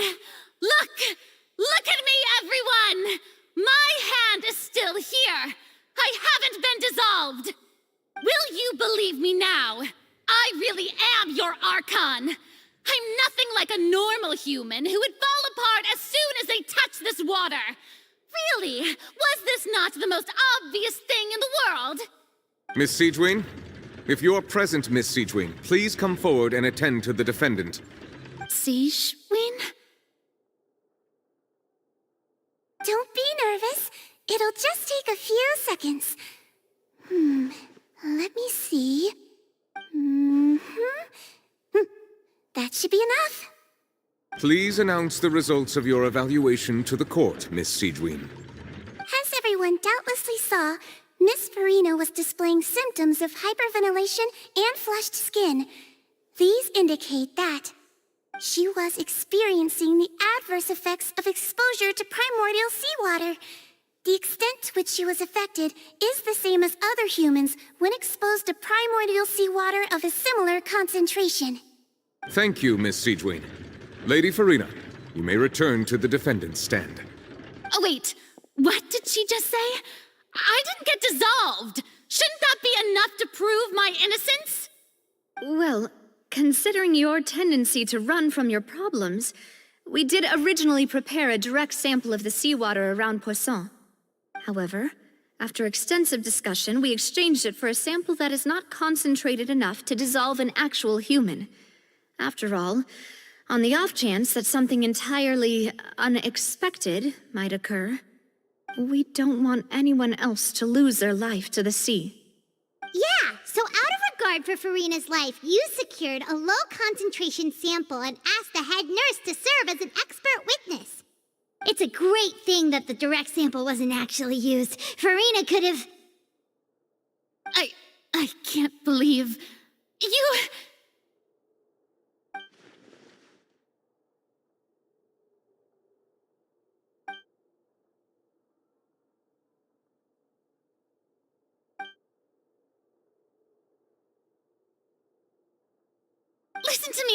Listen to me, everyone. Please don't give me such cold and disdainful looks. What happened just now didn't prove a single thing. Think about it.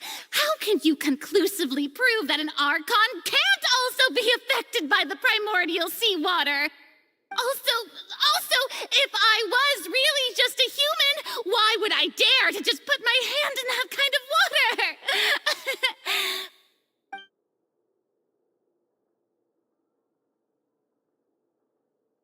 Please, anyone, just listen to me. I swear, I really am your Archon.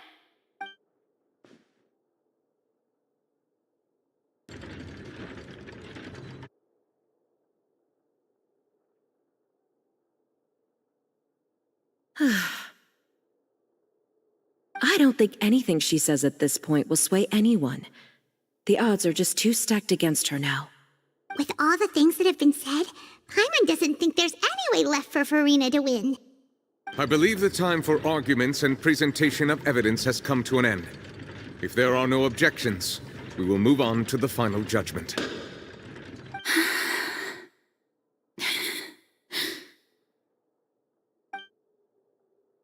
I don't think anything she says at this point will sway anyone. She's too stacked against her now.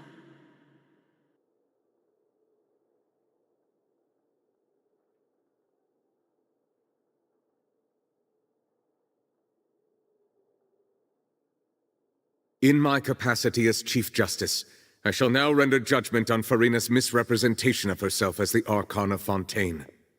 As a human who knowingly deceived her fellow citizens, Farina is... guilty.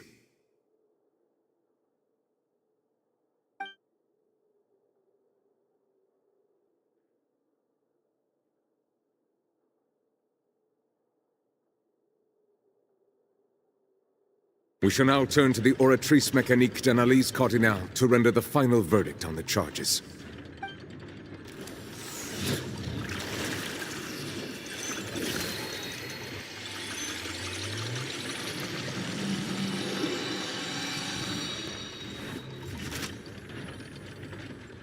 According to the judgment of the Oratrice Mécanique d'Analyse Cardinal, Farina is... Well, what's wrong? What's the Oratrice's verdict? No, the Oratrice also displays a guilty verdict. Isn't that correct, then? However, the exact wording of the verdict is thus. The Hydro Archon, guilty, to be punished via the death sentence. The death sentence? That's actually one of the available sentences? I've always thought that it was just a myth. The one and only time the death sentence has been handed out at the court. And it's been given to the very person we've worshipped as the god of justice? What an unexpected twist. Farina's been sentenced to death by the Oratrice? We just wanted to use the trial to show her the seriousness of things so she'd tell us the truth. How did things escalate this quickly? This outcome is indeed quite strange. According to Fontaine's current definitions of justice, as well as its recommendations for criminal sentences, is this sentence really appropriate for the crimes that have been committed? Yeah, even Fauché wasn't sentenced to death by the Oratrice. You know, the real evil mastermind behind the serial disappearances case. Indeed. Not only is Farina's sentence overly excessive, the very point of our trial today was also to prove that Farina has never been the Hydro Archon in the first place. But now, the Oratrice seems to have deliberately invoked the title of the Hydro Archon. What does this mean?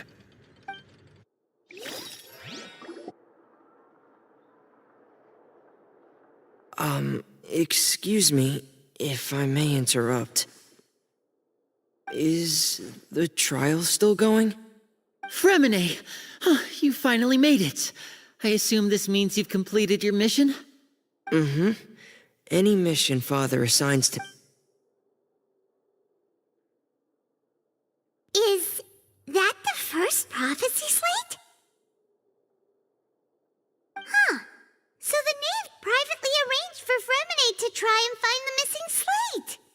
I looked everywhere and finally found it at the bottom of the sea. It took me a long time to get around some dangerous stretches of water. But has the trial already concluded? Then... doesn't that mean I've come too late? Oh no. Father will be disappointed in me. Thank you for your hard work, Mr. Fremine. Please allow me to review the record left on the slate. Traveler, I believe that you have already seen the other existing slates, and would like you to come here and confirm their contents.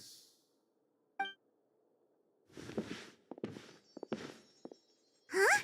So what do you see? What is it?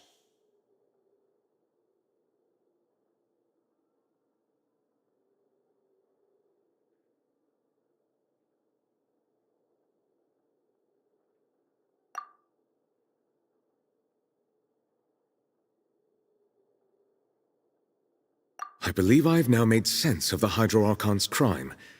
It has to do with Fontaine's lost history. Huh? Isn't the Hydro Archon just guilty of deceiving her people? Oh, wait, no, that's Farina, and we've already proven that she's not the Hydro Archon. So when you say Hydro Archon, do you mean the real Hydro Archon we've been kinda talking about? In truth, everything that you've encountered in Fontaine up until this point can be traced back to the contents of these stone slates. However, I'm uncertain as to how much sense they currently make to you. Okay, let's try to recall the contents of the other 3 stone slates. Paimon will do her best to help you remember.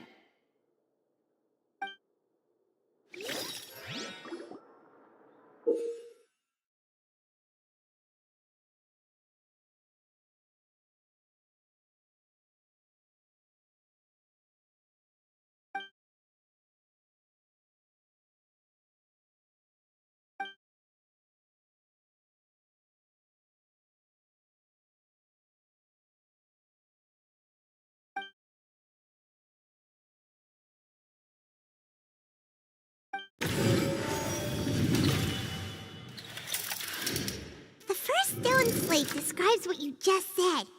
It seems to show the previous Hydro Archon using her divine power, and then the Oceanids turn into humans.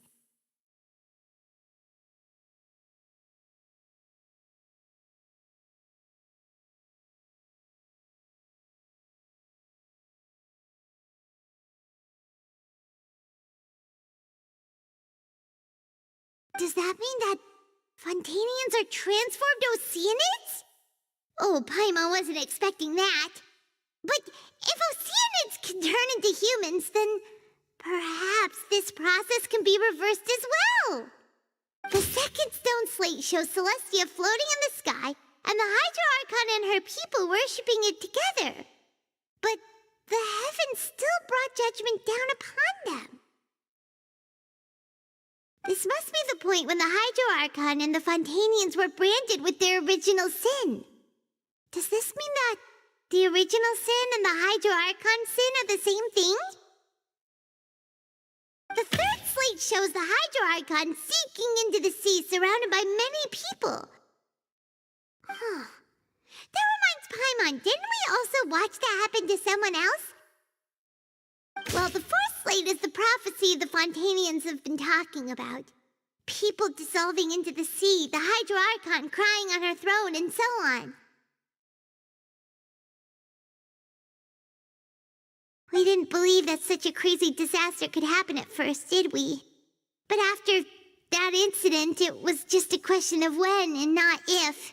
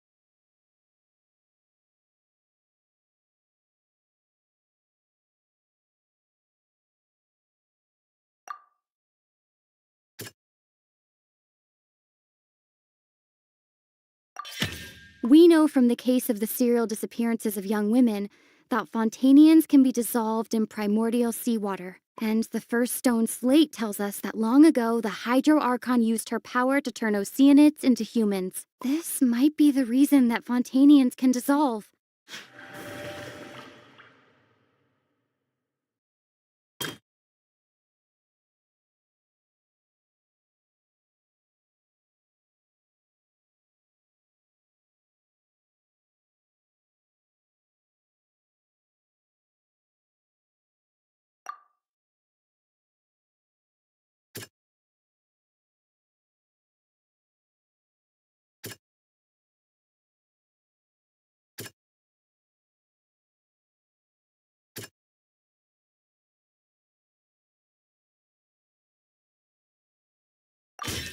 Perhaps what is about to take place has all happened before. The true sin of the Hydro Archon that Nervilette mentioned, and the original sin cast down on the people of Fontaine by Celestia, as recorded on the stone slates.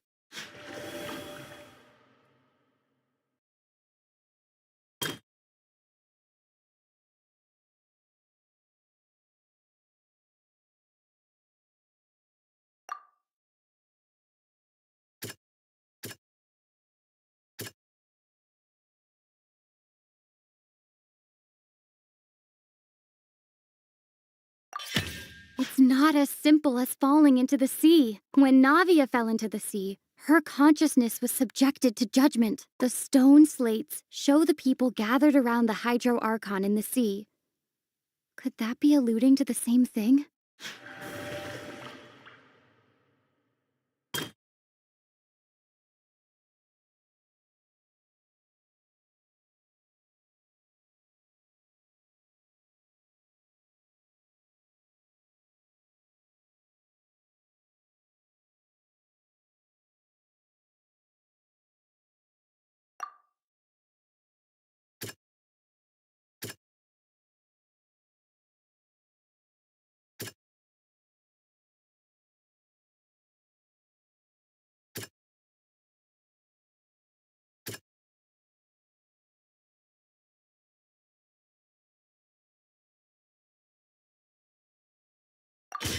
A prophecy from the stone slates found its way into society, but not many people believed it at first. The fortress of Meropide was nearly flooded with primordial seawater, which we know can cause Fontanians to dissolve. It seems increasingly likely that the prophecy may come true. If we hadn't dealt with it in time, things could have gone very badly. They'll dissolve into the primordial sea but won't cease to exist. Their essence will flow in the seawater, converge, and take the form of an Oceanid. The Hydro Archon was sentenced to death in court, shocking everyone present. Perhaps this means that her sin was actually Fontaine's original sin. Navia fell into the water inside those ruins, and she nearly dissolved. She was surrounded by the people of Poisson in a court within her consciousness, and was forced to take part in a trial meant to make her stay. The eruption of the primordial sea at the fortress of Meropide was the surest sign that the prophecy was about to come to pass no matter what. The prophecy's contents can all be verified by recent events. If we combine what we know together, loads of truth should come to light.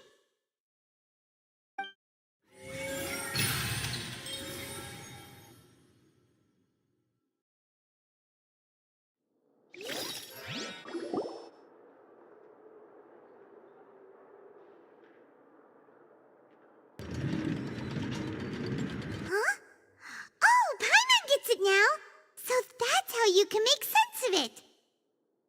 But then it feels like we're going to have to share some truly shocking revelations. Let's hear them.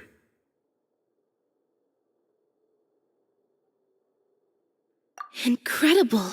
Linny, did you hear that? We're not real humans. All Fontanians were originally created by the late previous Hydro Archon, with Oceanids as their basis. The evidence for that can be found in how only Fontanians could dissolve in primordial seawater, and how all the girls Vacher dissolved were also turned into Oceanids. Oh, and according to Navia, when she was about to get dissolved, she also saw everyone gathered around for a trial, all of them in the shape of Oceanids. Indeed. Yeah, and it follows from the content of the first slate that she probably angered Celestia by creating humans without prior permission. That could also explain why the Oratrice judged the Hydro Archon to be guilty. It's to account for that ancient sin. The Hydro Archon's true sin was creating us? And yet, after many hundreds of years, the Hydro Archon's creations have turned around to try to judge the Archon within the Opera Epiclese.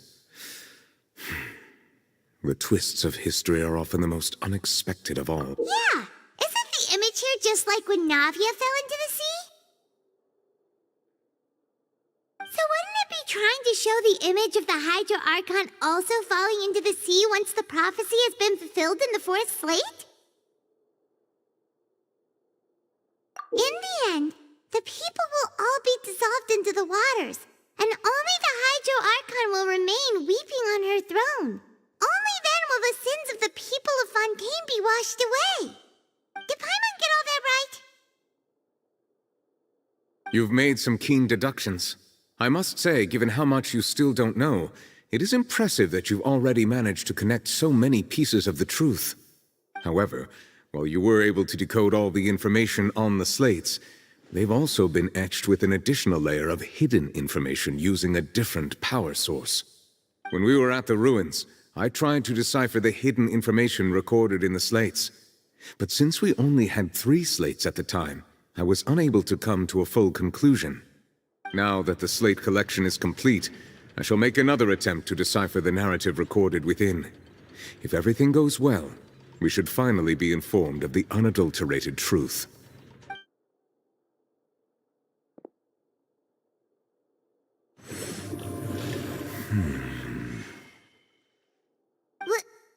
Well? Did you get it? I believe I should share this truth not only with you, but with all the people of Fontaine as well. I will try to briefly summarize it for you. Your hypotheses regarding the origin of Fontanians and the sin of the Hydro Archon were both correct. In the Fontaine of old, the previous Hydro Archon sensed the yearning of her Oceanid familiars for life on land.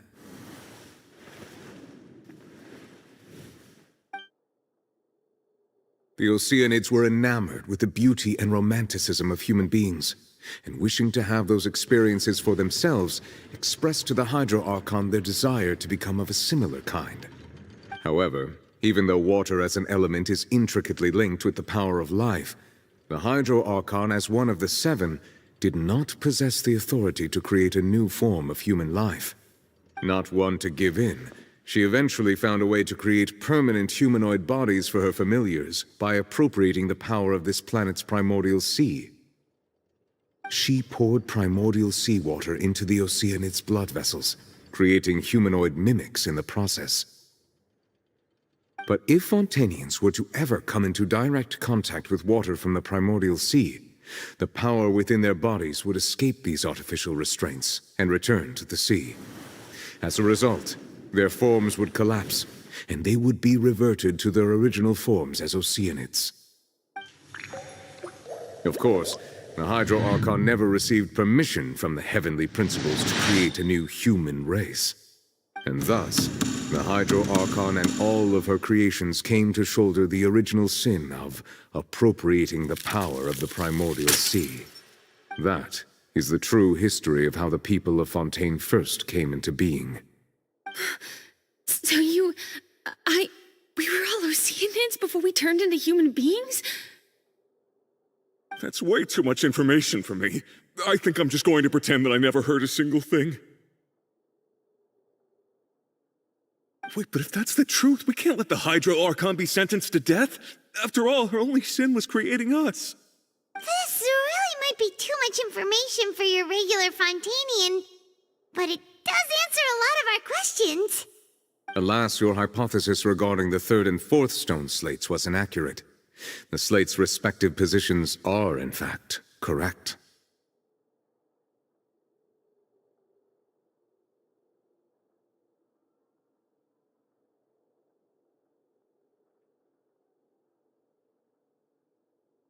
A key point of the visual on the third slate is how all the individuals depicted in the water are humans rather than Oceanids. They have not been dissolved, which implies that the water depicted in this slate is not water from the primordial sea. The nation of Fontaine is the nation of Hydro, as well as the nation of Trials and Justice. Instead of being the literal element, the water in the scene symbolizes judgment and justice. You may also recall Navia's experience. When she fell into the sea, her consciousness was surrounded by that of many others who intended to hold a trial to determine her fate. Therefore, the meaning of the third slate is that the people of Fontaine shall try the Hydro Archon at the court of justice.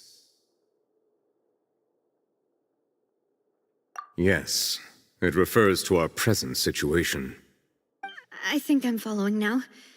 So, what you're saying is, even though we decided to put on this trial to avoid fulfilling the prophecy, in truth, everything we've done has happened exactly as the prophecy foretold.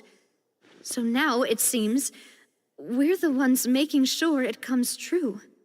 What should we do? Huh. No matter what, the prophecy will be fulfilled. Is this what it feels like to be a prisoner of fate? If that's the case, does that mean the scene in the fourth slate will also be fulfilled soon? Traveler, I would like to point out another small fallacy in your deductions. About the fourth slate, you probably thought that the eruption of primordial seawater beneath the fortress of Meropide served as the surest sign that the prophecy was about to come to pass, yes? However, I believe that rather than being a sure sign, that eruption could in fact only be a small warning of something far worse to come. As for the root cause of the catastrophe, I believe you've already encountered it once before.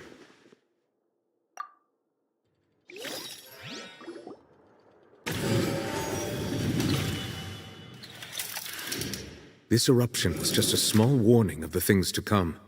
We must find the root cause of the disaster.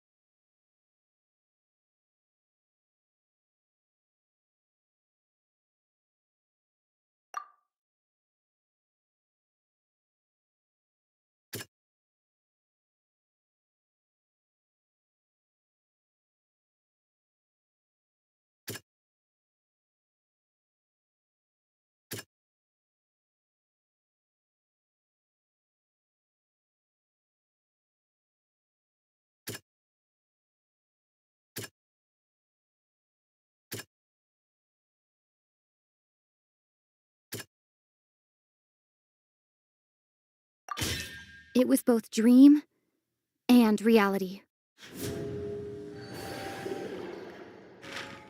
If we're talking about a true culprit, that could only be that thing inside the primordial sea, right? The truth, the original sin, the trial, and the root cause of the disaster.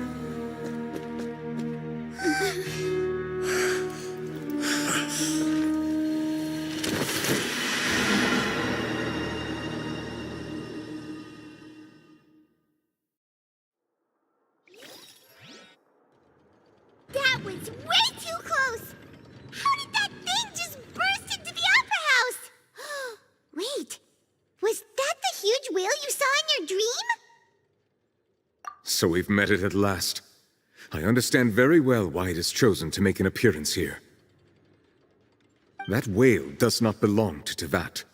It is a monster that has traversed the stars, weeping all the while. It has been greedily consuming the energy from the planet's primordial sea, using it to grow. That is the main cause for the rising sea levels. And once it has finished consuming all of the energy contained within the sea, its next step will be... You said that when the Hydro Archon first created Fontanians out of Oceanids, she filled their blood vessels with primordial seawater. Precisely. That whale finds the blood of Fontanians nigh impossible to resist. Therefore, when it left the primordial sea, it decided to make its next stop a packed opera house full of food. Food in the form of Fontanians. We just barely managed to push it back, right?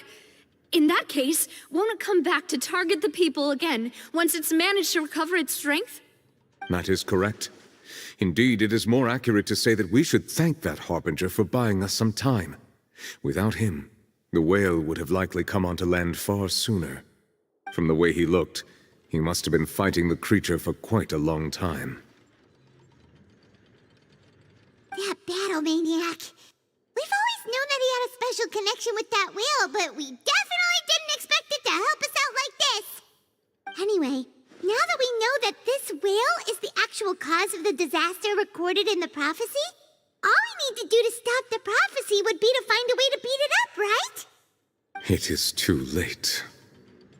It had already absorbed too much of the primordial sea's energy before we could notice it. At this point, it has become practically integrated with the sea itself. Even if the entirety of Tevat were to be destroyed, it could still survive and swim off towards some other world. That's not something I will accept. We've already done everything we can, and we even found the true culprit. We've come so far.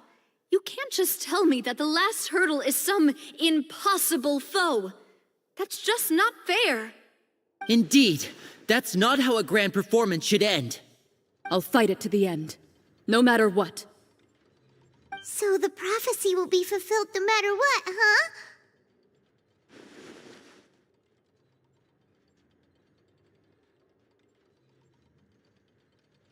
The prophecy. Yes, what has been prophesied will be fulfilled. You may view such things as the history of the future.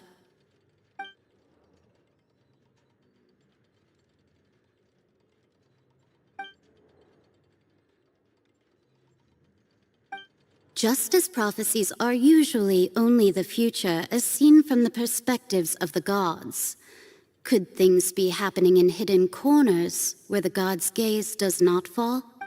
Ultimately, fate shall serve as your only guide, no matter what will happen in Tevat's future.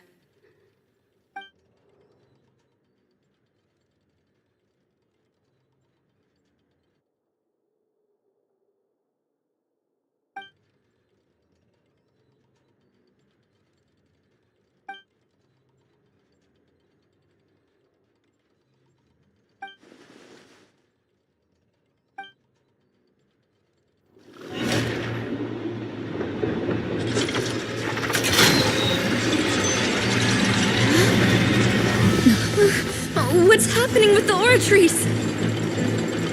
I believe it is preparing to carry out the death sentence.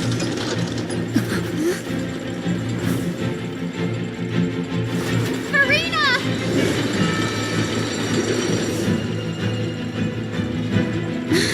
No, I still need answers.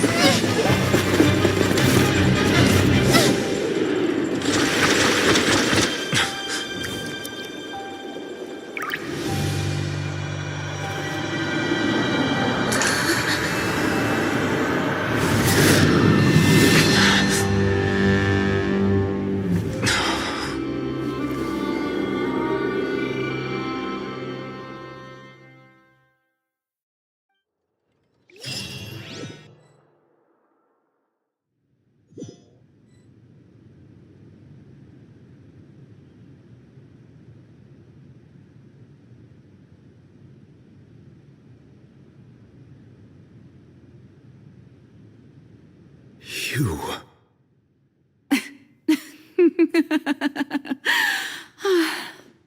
Sorry. That shocked expression on your face is just too amusing. I couldn't help myself. You are not Farina. Who are you? The sweet sound of bewilderment. Marvelous. A sure sign that my attempt to deceive everyone was a resounding success. But to answer your question, I am Focalor. You know, the god. Focalor? Why did you deceive us? Oh, that wasn't my goal, of course. Goodness, no. But I had to fool everyone else too, if I was to stand any chance of deceiving the heavenly principles. Deceiving the heavenly principles? It's all because of that pernicious prophecy. Dreadful, wasn't it? Everyone doomed to dissolve. Fontaine condemned to be flooded. One was not amused. In fact, one was positively bemused when that problem was thrust upon me by my dearest predecessor. That's the former Hydro Archon Egeria, for the uninitiated. It hardly gets more disastrous than a preordained national catastrophe, now does it? She knew full well that the prophecy would surely come to pass. And as one of the seven, she also knew full well that one defies the heavenly principles at one's peril. So yes, as you have no doubt surmised, it was a rather impossible situation that I found myself in. I spent a terribly long time mulling it over, alone on the ocean floor. And I was almost growing barnacles by the time I finally realized there was only one possible solution to this confounding conundrum. I had to outwit the heavenly principles, allow the prophecy to be fulfilled, ostensibly at least, while saving everyone at the same time. I'm a genius, I know. I can only assume that's why Egeria chose me as her successor. Although, looking back now, it was hardly the inheritance one dreams of. Between the task of saving the nation, the quotidian duties of the Hydro Archon, and not to mention the original sin of creating a new race of humans, I dare say she left me quite a colossal mess to clean up. But one can only play the hand one is dealt.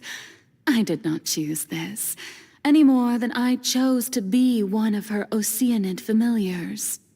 So you were also once one of the Oceanids, transformed into a human by Egeria's hand? Yes, I was. I always dreamed of becoming human. And I still do, even now. In my eyes, to be human is to be part of the greatest opera ever known. After becoming a god, I separated my divinity from my body and spirit, leaving behind only a self that was as naive and bewildered as my past self on her first day as a human being. The me you see before you now is that divinity, and the human counterpart I left behind, I named Farina. She could feel joy, sorrow, and everything in between. She could be as vain and conceited, or as meek and vulnerable as she wished. Her strengths were of a kind only a human could possess, as were her shortcomings. But in my eyes, Farina's humanity was what made her perfect. She was perfectly human in every way. The person I always wanted to be. Anyway, so then I cursed her. All part of the plan, of course. The plan to deceive the heavenly principles. Do you still remember the final scene of the prophecy? The Hydra Archon alone, weeping on her throne. In order that the prophecy might appear fulfilled, I invited Farina to be an actress, to play the part of the Hydro Archon in the prophecy. Under the curse I placed on her, so long as I, Focalor's divinity, continued to exist, she could not die. But nor was she free to live her life in the pursuit of happiness.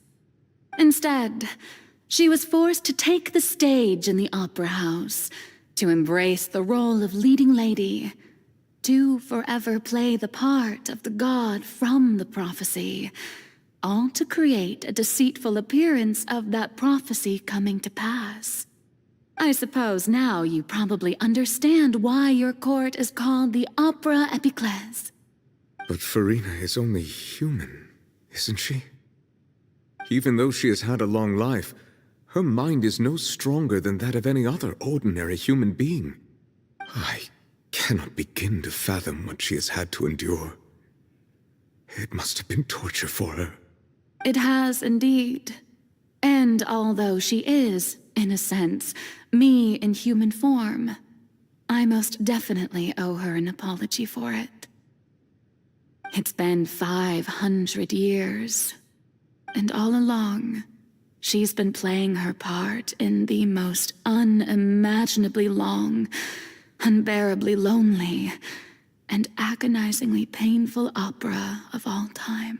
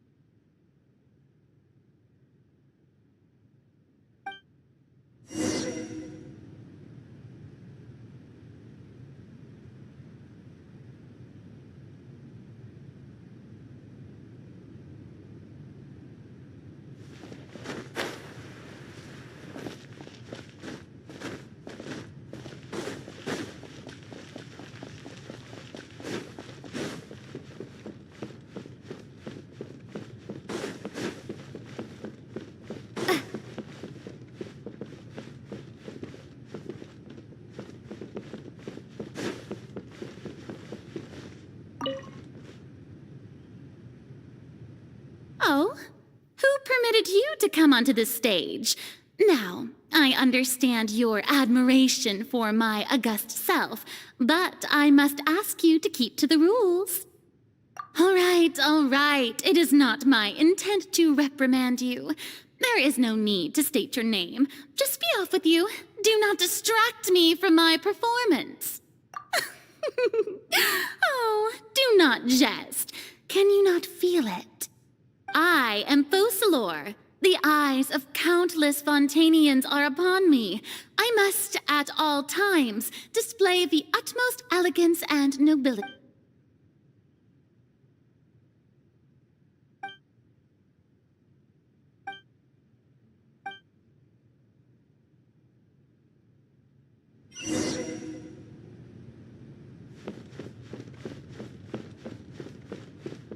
Dear audience, the performance is experiencing a technical difficulty, but worry not. The guards shall resolve it soon enough. Hold the line. Flag blow. Let's light it up! Propagate!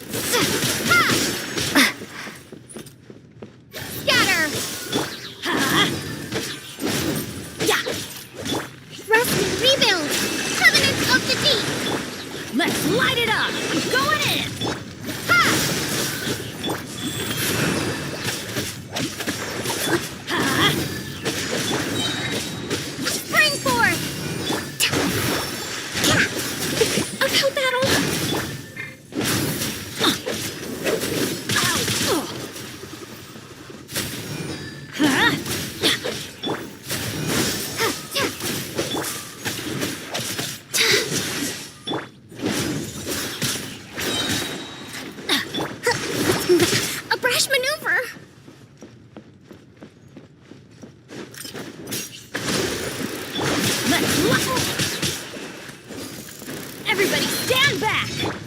Scatter! Oh, orders given, orders received.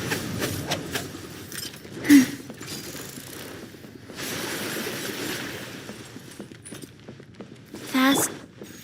Propagate! Huh? Allow me. Ha! Thrust and rebuild.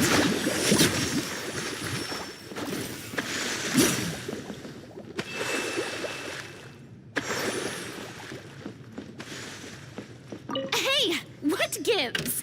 The audience is still watching me, you know. Guards? Wait, where are the guards? Guards!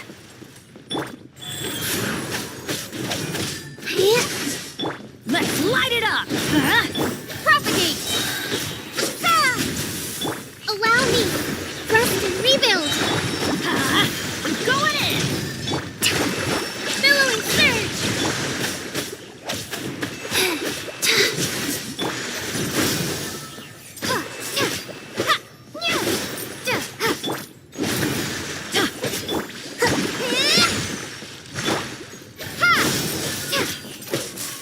Rise. Hold the line. Propagate! That's gonna hurt. Wow. Teamwork is dreamwork! Spring forth.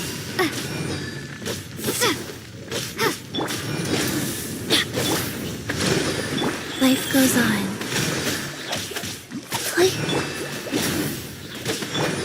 Scatter.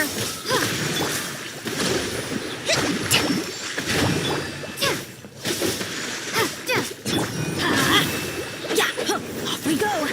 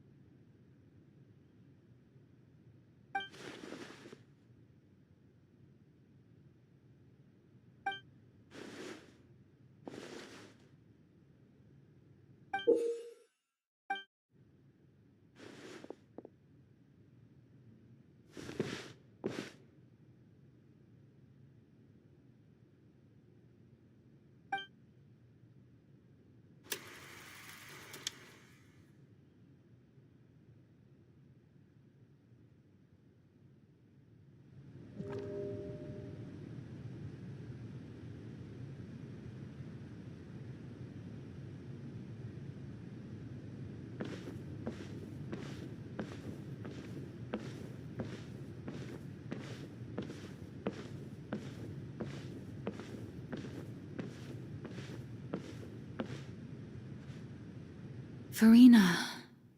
Farina. Huh? Who's that? Who's calling me? Where are you? Be not nervous. Be not afraid.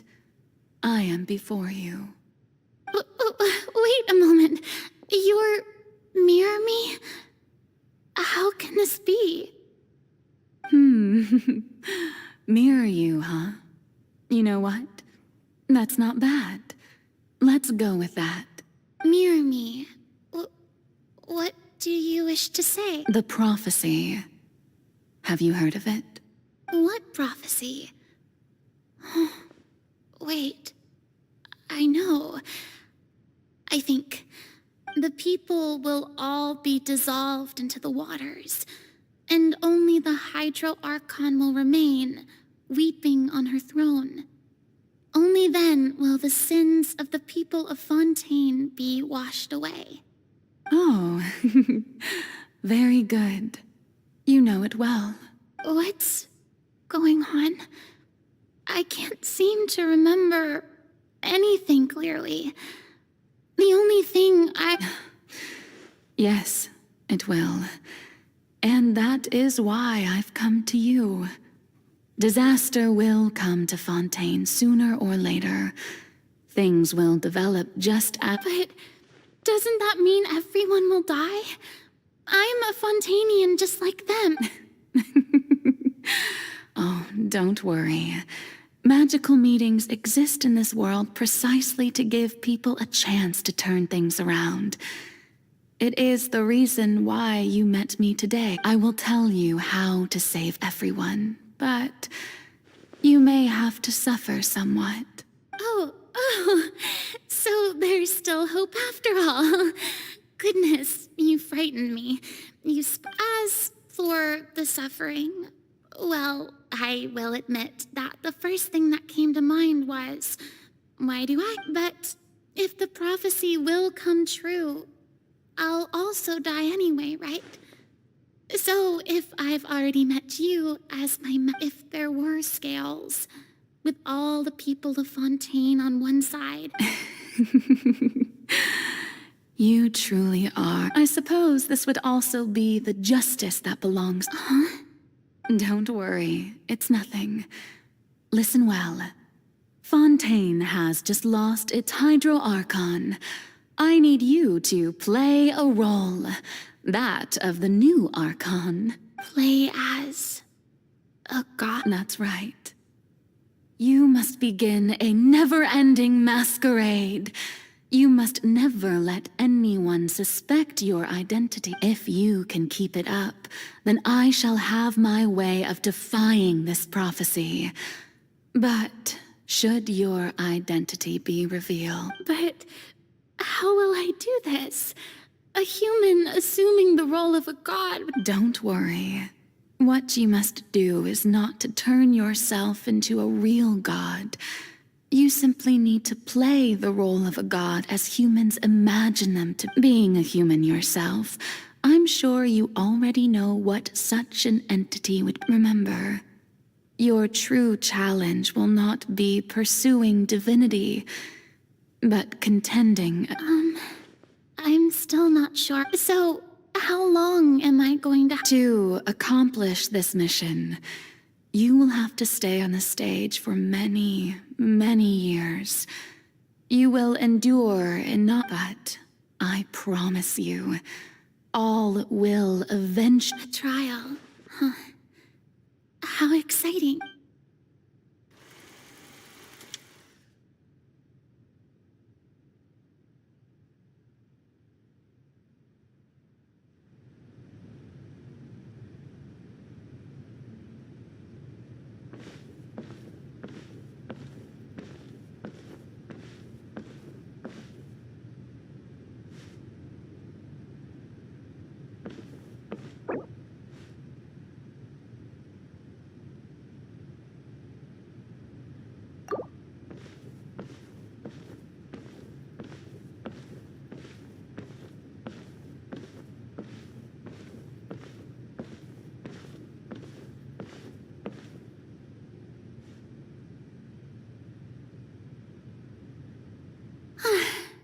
The Maison Cardinalise has announced my accession, but this is my first time facing the people. What should I say to most appear like a god?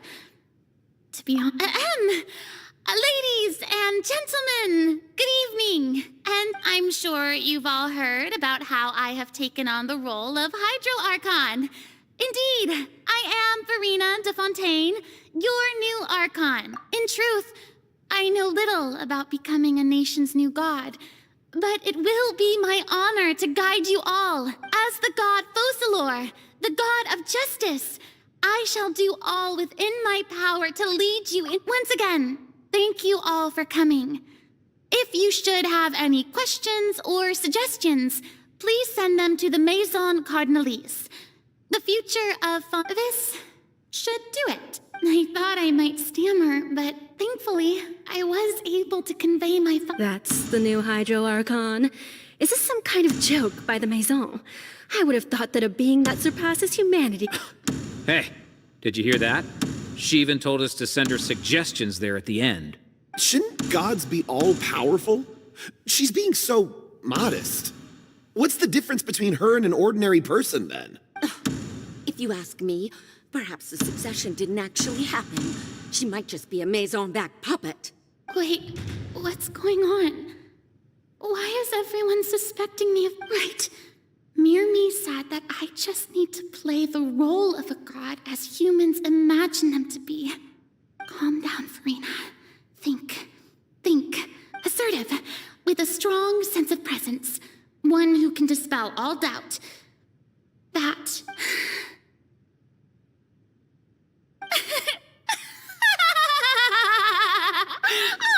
Oh, very good, my people.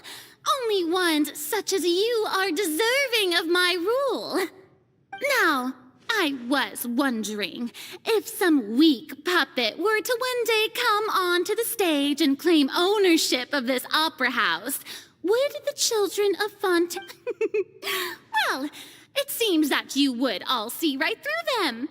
Having passed my test, you are qualified to witness wondrous trials alongside my august self.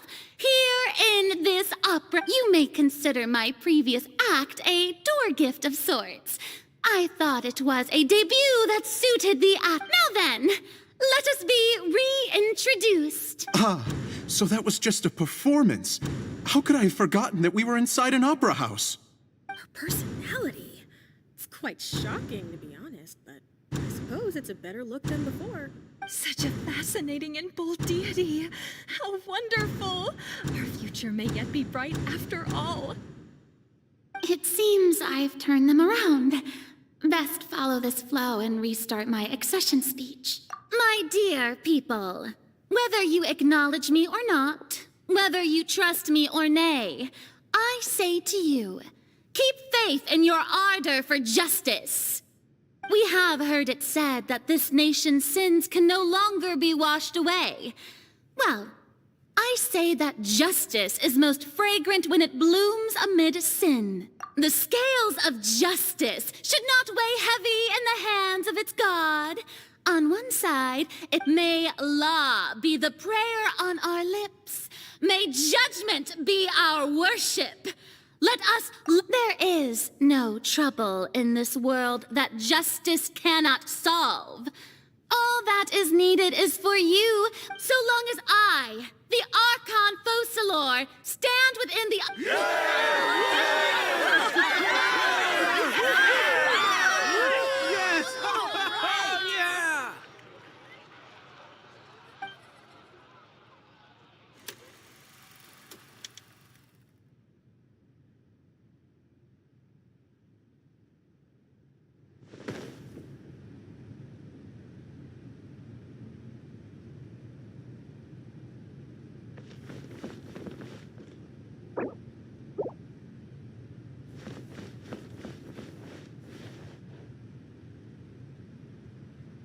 Lady Farina, here are today's case reports, as well as... Come now, was I not just at the Opera House in person? Leave these kinds of things to Neuvillette. Besides, none of these trials were the one that I'm looking forward to. If I may be so impertinent... A magnificent, dramatic, and what... That's true, I fear I lack the ability to grasp your divine... No need for fright, and do not take what I said before too seriously. Go now, to...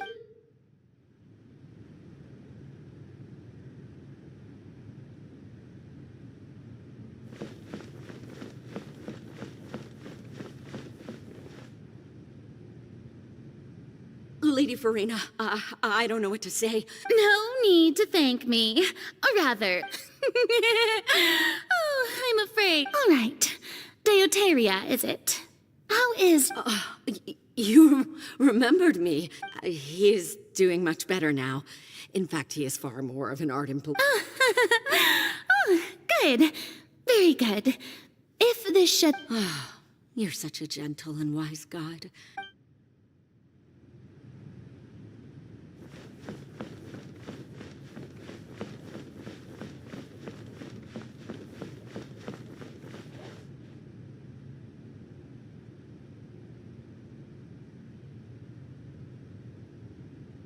Lady Farina, here are the latest hydrological reports. As for the specific parameters you asked to take note of, I see. It's as I thought, then. All manner of signs indicate that the prophecy... Well, as I understand it, Really? Have they found anything? I'm afraid that they haven't found any effective... Oh, is that so? Well, no wonder. This issue has reached the realm of the god.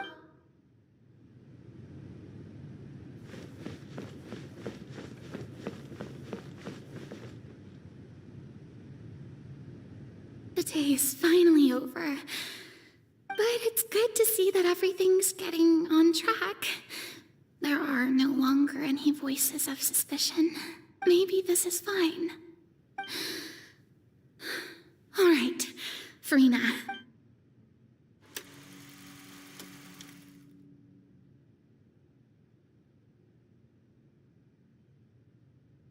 Lady Farina, here are the new trial reports for the latest cases, as well as a summary of the follow-up. There'll be no need for that. I've seen them already. There's no need to go back over scenes I've witnessed in person before. Lady Farina, I've... Indeed, my dear, loyal citizen. Lady Farina, we're detecting significant hydro... Understood. Keep I don't think I let anything slip today. I feel utterly exhausted.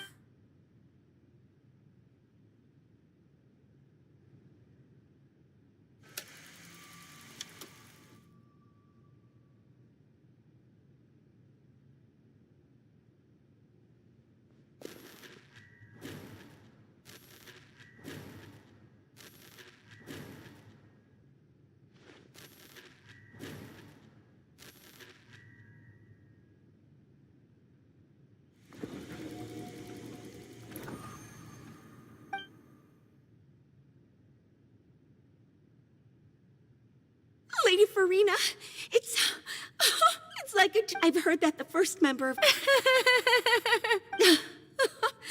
Sure... What is it? Good...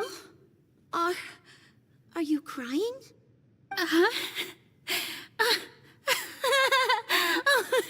Really now? This must be the overflow of hydro from my person. Well, can't quite help being the... No wonder. No wonder.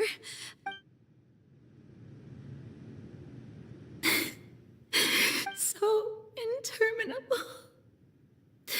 Hundreds of years must have passed by now. Perhaps I never imagined that it would hurt so much. Have I reached my limit? I want to tell someone, anyone, about this. But I've conducted so many investigations across the centuries. But there's not even a... All I can do is keep heart. I must mean...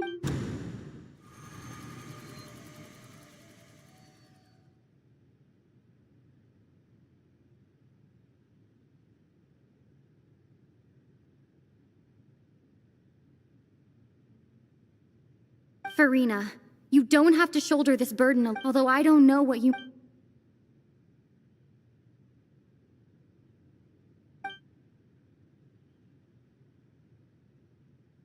Share, that's impossible. It was fated right from the start that this would be my duty. But even if your burden doesn't need to be shared, you can still choose to confide. Just share it with me. A witness. Yes. And if Tevat is, in its entirety, a show on a stage, then you're just a If she's right, I could confide in her, couldn't I? But if things don't play out as expected, the people... No, Farina, you shouldn't... But what if... Farina, you've worked so hard for... Is it such an outrageous thing to do anyway? If you let this opportunity slip through your fingers, it might think about it long and hard.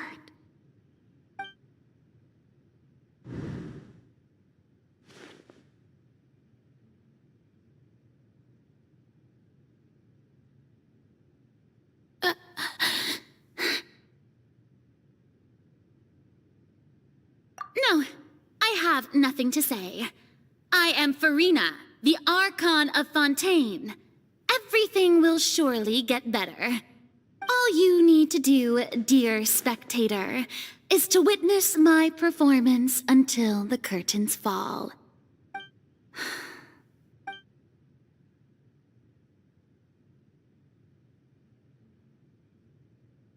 Fine.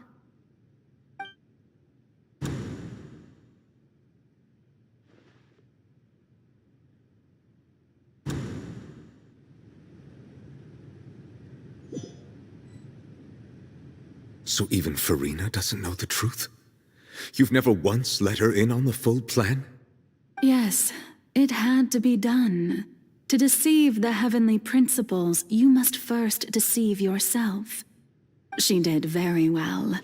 If she had let her resolve falter even once in these 5 centuries, Fontaine would have been doomed to the most tragic fate. It seems that trusting humanity was— I believe that I understand how your deception works, but that is only half the truth, is it not? How would you build on this foundation to save the people of Fontaine? That is the most important thing. Ah, good. Of course, the Iudex of Fontaine has pinpointed the crux of the issue. I'm sure you've long sensed that the Oratrice is no simple machine, yes? I've always suspected that it had its own consciousness. And Lenny did mention that he heard a human voice within the core chamber. It now seems that that person was you, hidden within the machine all along. Am I right? And then I became one with the Oratrice, taking Fontaine's gnosis with me. Yes, it would seem so, wouldn't it? Alas, your understanding of this device still lacks sufficient— In truth, it is no enactor of justice. It is, in fact, a device created to kill the god of justice. I beg your pardon? Oh, you have it. And to be more precise, not only will the Oratrice take down the god of justice, it will also take down the divine throne upon which she has been placed. I mean, did you think I would be the sort to enjoy peaceful repose while Farina suffered? My work over these last 500 years has been to constantly accumulate indemnitium within the Oratrice. But really, some have already discovered that only a small fraction of or to Fontaine, the vast majority had to be accumulated to enact this death sentence. It was all a part of your plan, then? Both the trial and the Indeed. This power, accrued over 5 centuries, could have sustained Fontainians for millennia, had it only been used for that purpose. Almost all of it has now been stored within the Oratrice. But only power of this magnitude could hope to destroy the Hydro Archon's divine throne, shaking the rules established by Celestia, and breaking through the institution that is the Seven. So the Oratrice's call for death was for neither Farina nor Focalor, but for the Hydro Archon. The destruction of that divine throne. If I do not misunderstand your intent, you must be... Returning what's rightfully yours to you, of course. In other words, this was all done to return the authority of the Hydro Archon to the Hydro Dragon of this planet. But...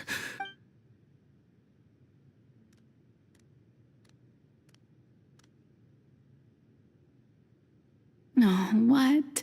Getting sad again, Arp. The authority of the ancient dragons shall soon be yours once more, O Hydro Dragon Sovereign. And this is the face you make. All you've done throughout the years is just so you can sacrifice yourself at the very end. I've never quite seen it that way, you know. Even now, I'm quite pleased at how well my deception worked.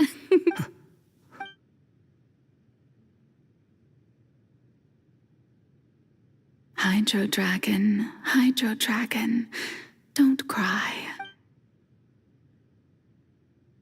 I must say, had it been within my rights, I would have loved to judge the heavenly principles themselves.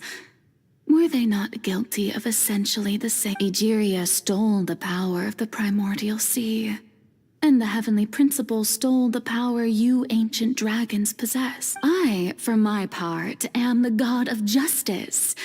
And is it not just that your original powers should be returned to you? Speaking of justice, I have always believed that justice lies in the process of pursuing human existence. So, if the theft of the primordial sea's might was Fontaine's original sin, then, leaving matters of procedural right and wrong aside, the descent of the Fontanians as humans and their right to exist in this world would be Fontaine's original justice. In other words, existence was Egeria's justice, and to me, justice is the continuation of that existence. Defying the prophecy and ensuring that Fontaine's people shall live on. That, at this point, we, whether it be Iudex Nervillet, the highest judge in our land, when you regain your full power as an elemental sovereign, what verdict shall you pass upon us? So when I was invited to the court of Fontaine to serve as Iudex, I see now that that was your idea at last. I now understand the true purpose behind this position. In the beginning, I was uninterested in human existence. But these 5 centuries of living alongside them have gradually brought about mutual understanding between us. You are a devious one, Focalor. Things being as they are, surely you know that I could never declare them to be guilty.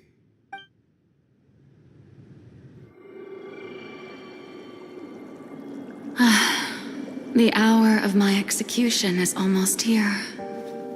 For the sinner, the curtain call has come. I know I may not sound it, but faced with death, I find myself a little afraid. Perhaps this is one thing both gods and humans have in common.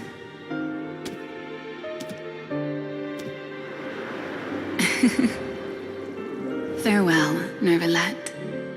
I hope you've enjoyed the part you played these 500 years.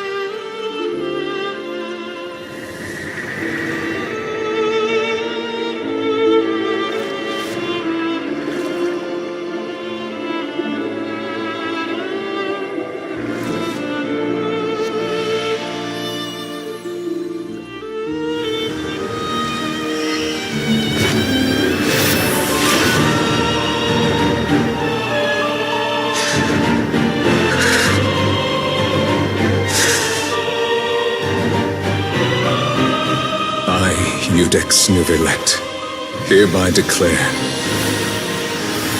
people of Fontaine, your sins are forgiven.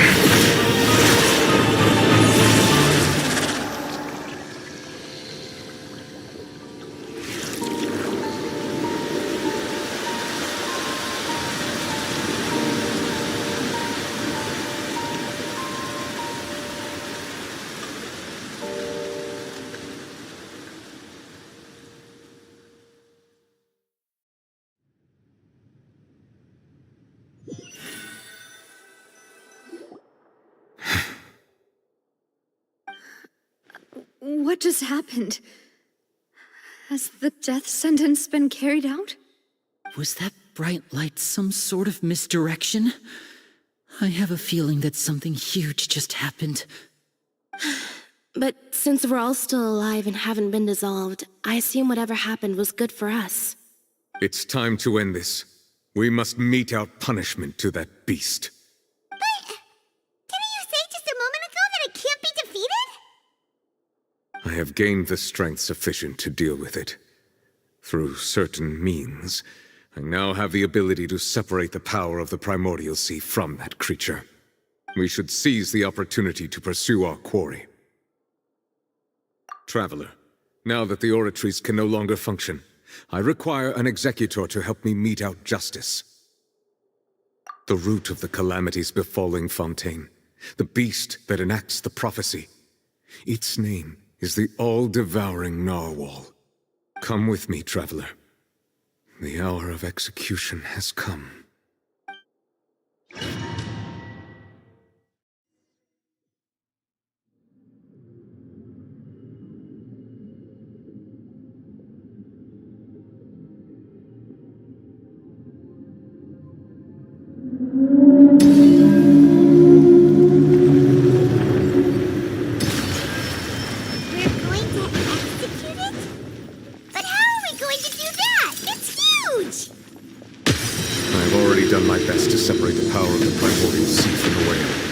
Considering the size of the beast, I cannot reach the power source.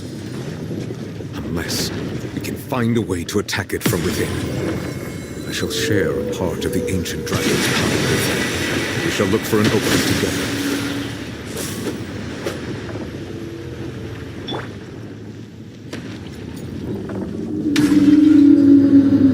Adventure time!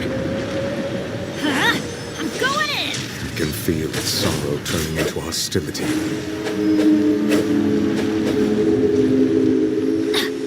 Off we go! Let's light it up! Why do they never miss? Guys.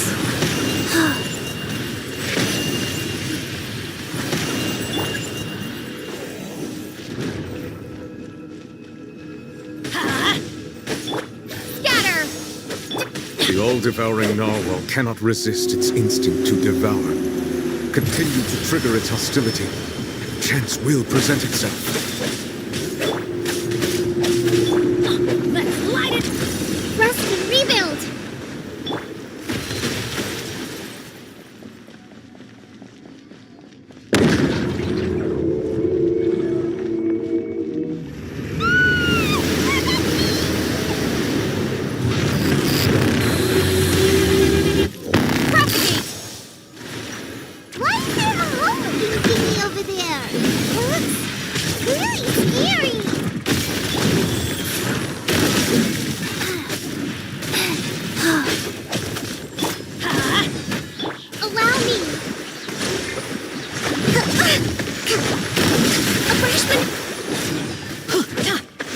I have granted you my protection. Do not fear. Seize the moment and use my power to suppress its root from within.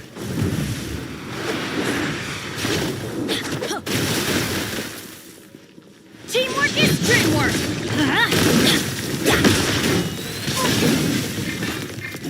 Manifest the authority of the ancient dragons. Witness the might of the primordial sea.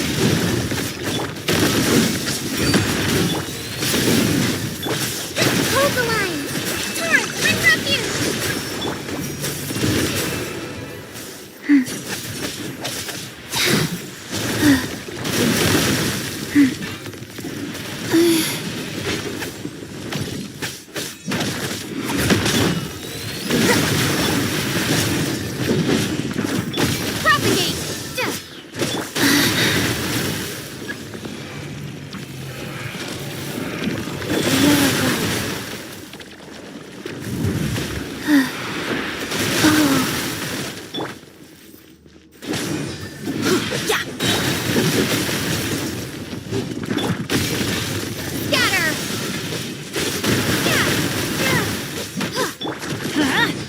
Everybody stand back! I must live on.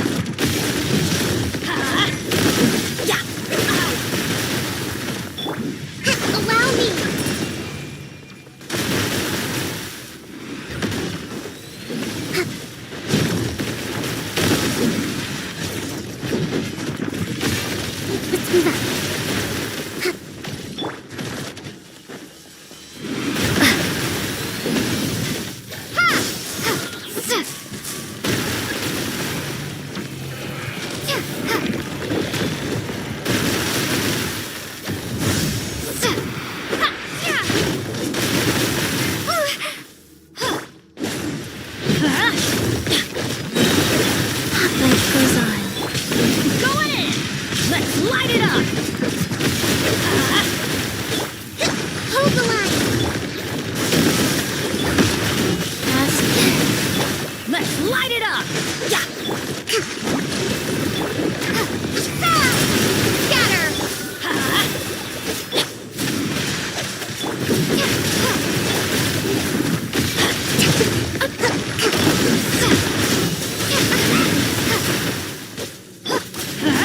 Teamwork is dreamwork! Let's light it up!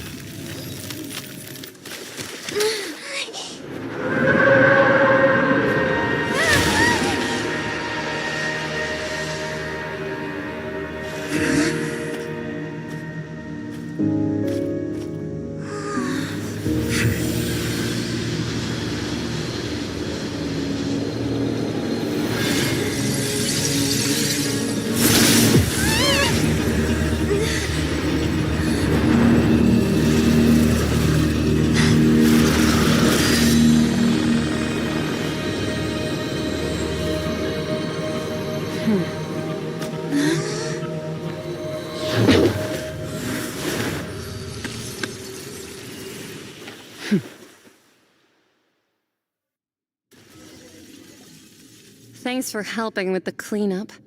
It should have been my job, but... oh well. It was just supposed to be a short private training session for me. I didn't think that my disciple and my master's pet would start brawling in the meantime. Well, actually, I had a feeling that it would happen at some point, but they bumped into one another earlier than I thought. What a blunt... That power. Who are you exactly? Paimon has an idea. From what she said earlier, she must be Child's master. Skirk, right?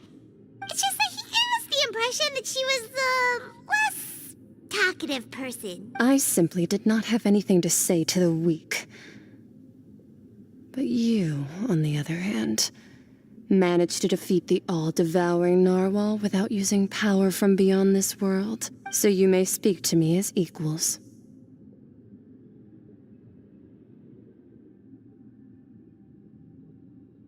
I have to agree. It's a strange use of a planet's primordial waters just to raise an all-devouring narwhal. That kind of power is wasted on it. It's not cooperative. It eats too much. And I have more important things to do with my time than pet sitting. The only thing that creature has going for it is its looks. All in all, it fails as a pet. Miss Skirk? I think you might have missed the point. The point being? Well, being that this pet almost destroyed an entire name, so what sort of person is your master? Well, Child's master's master. Oh, right. So you don't know him. Sorry, I assumed you did. His name is Sir Taloji. Huh?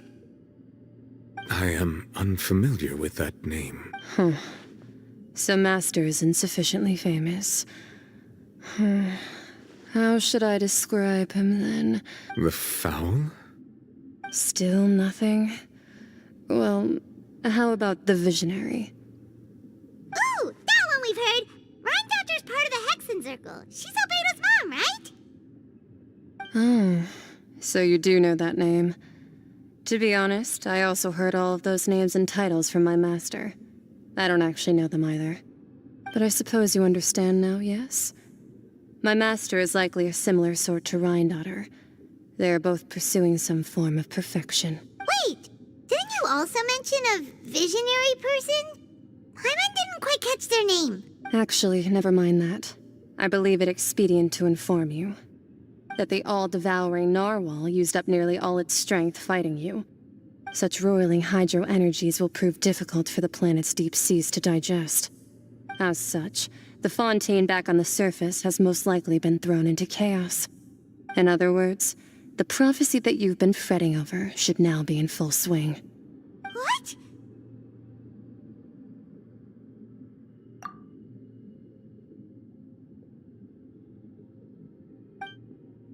Not to worry. Focalor has already managed to deceive the heavenly principles. In the end, the people will all be dissolved into the waters, and only Farina will remain, weeping on her throne.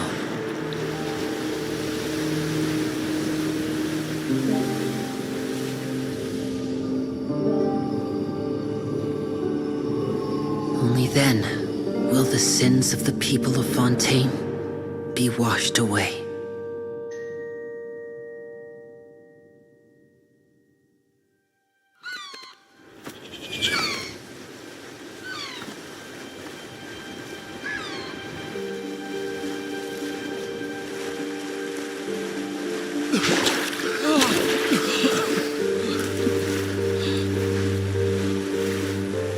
Hey! Help! Over here!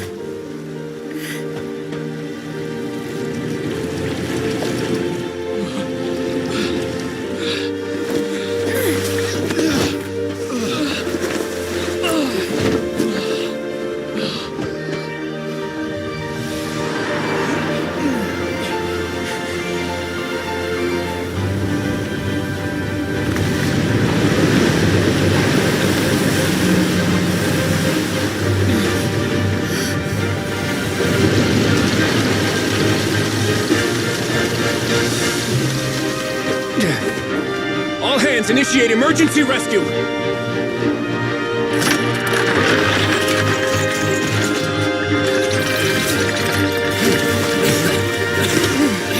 Hurry!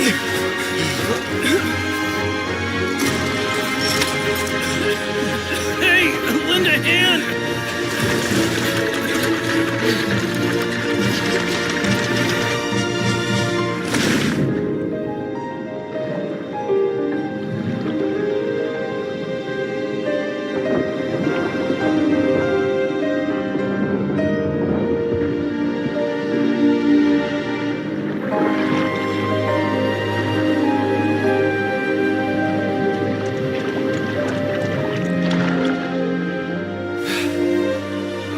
Look! The water's receding!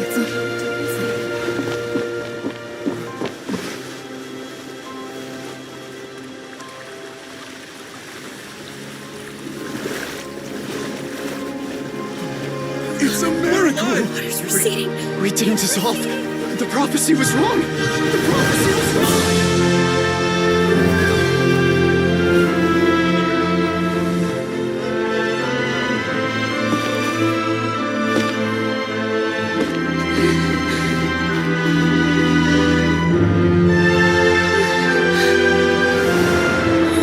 Are you alright?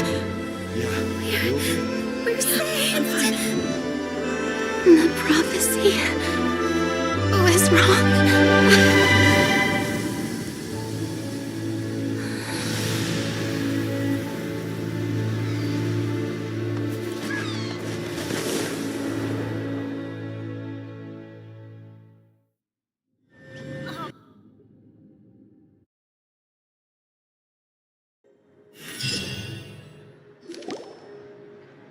The soil renewed. The Svina Divasula talks post-disaster rebuilding. I recently visited Poisson to meet with Miss Navia, spokesperson of the Speed. Old soil can still give birth to new bloom, Miss Navia stated. Hope is like seeing a small cookie when you're starving late at night. Skyship Winglet, Booner Bane of the Fontaine Research Institute. The various disputes that have arisen on account of Mr. Edwin have suddenly become a shield over the people always call the first researcher mad, but few know what to call the second. And should that latter... Wow! Paimon barely recognizes the people in the reports. Are those really Jurier and Navia? They sound like real big shots.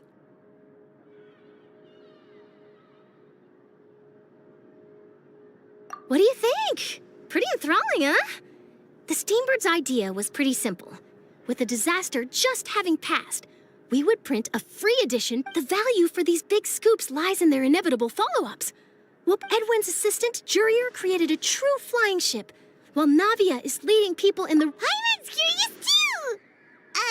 Wait a minute. Didn't we watch everything happen from start to finish? What's there to be curious? And that's exactly why I'd like you to come conduct interviews with me.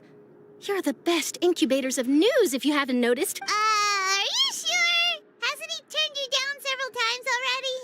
Oh, this time will be different. Come on! Let's head to Poisson first, and then make a trip to the fortress. There are some things you'll only know when you...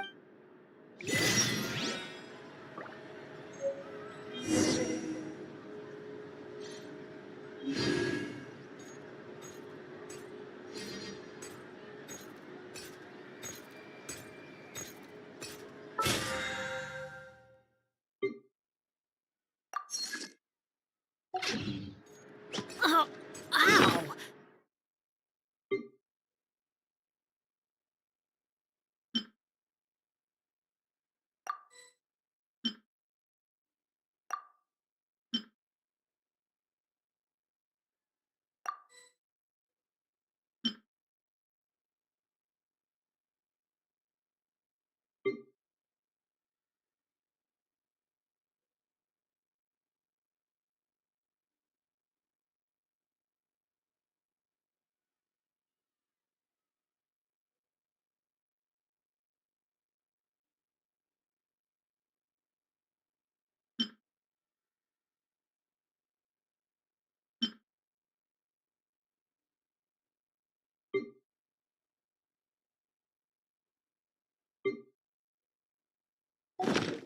Where did that come from?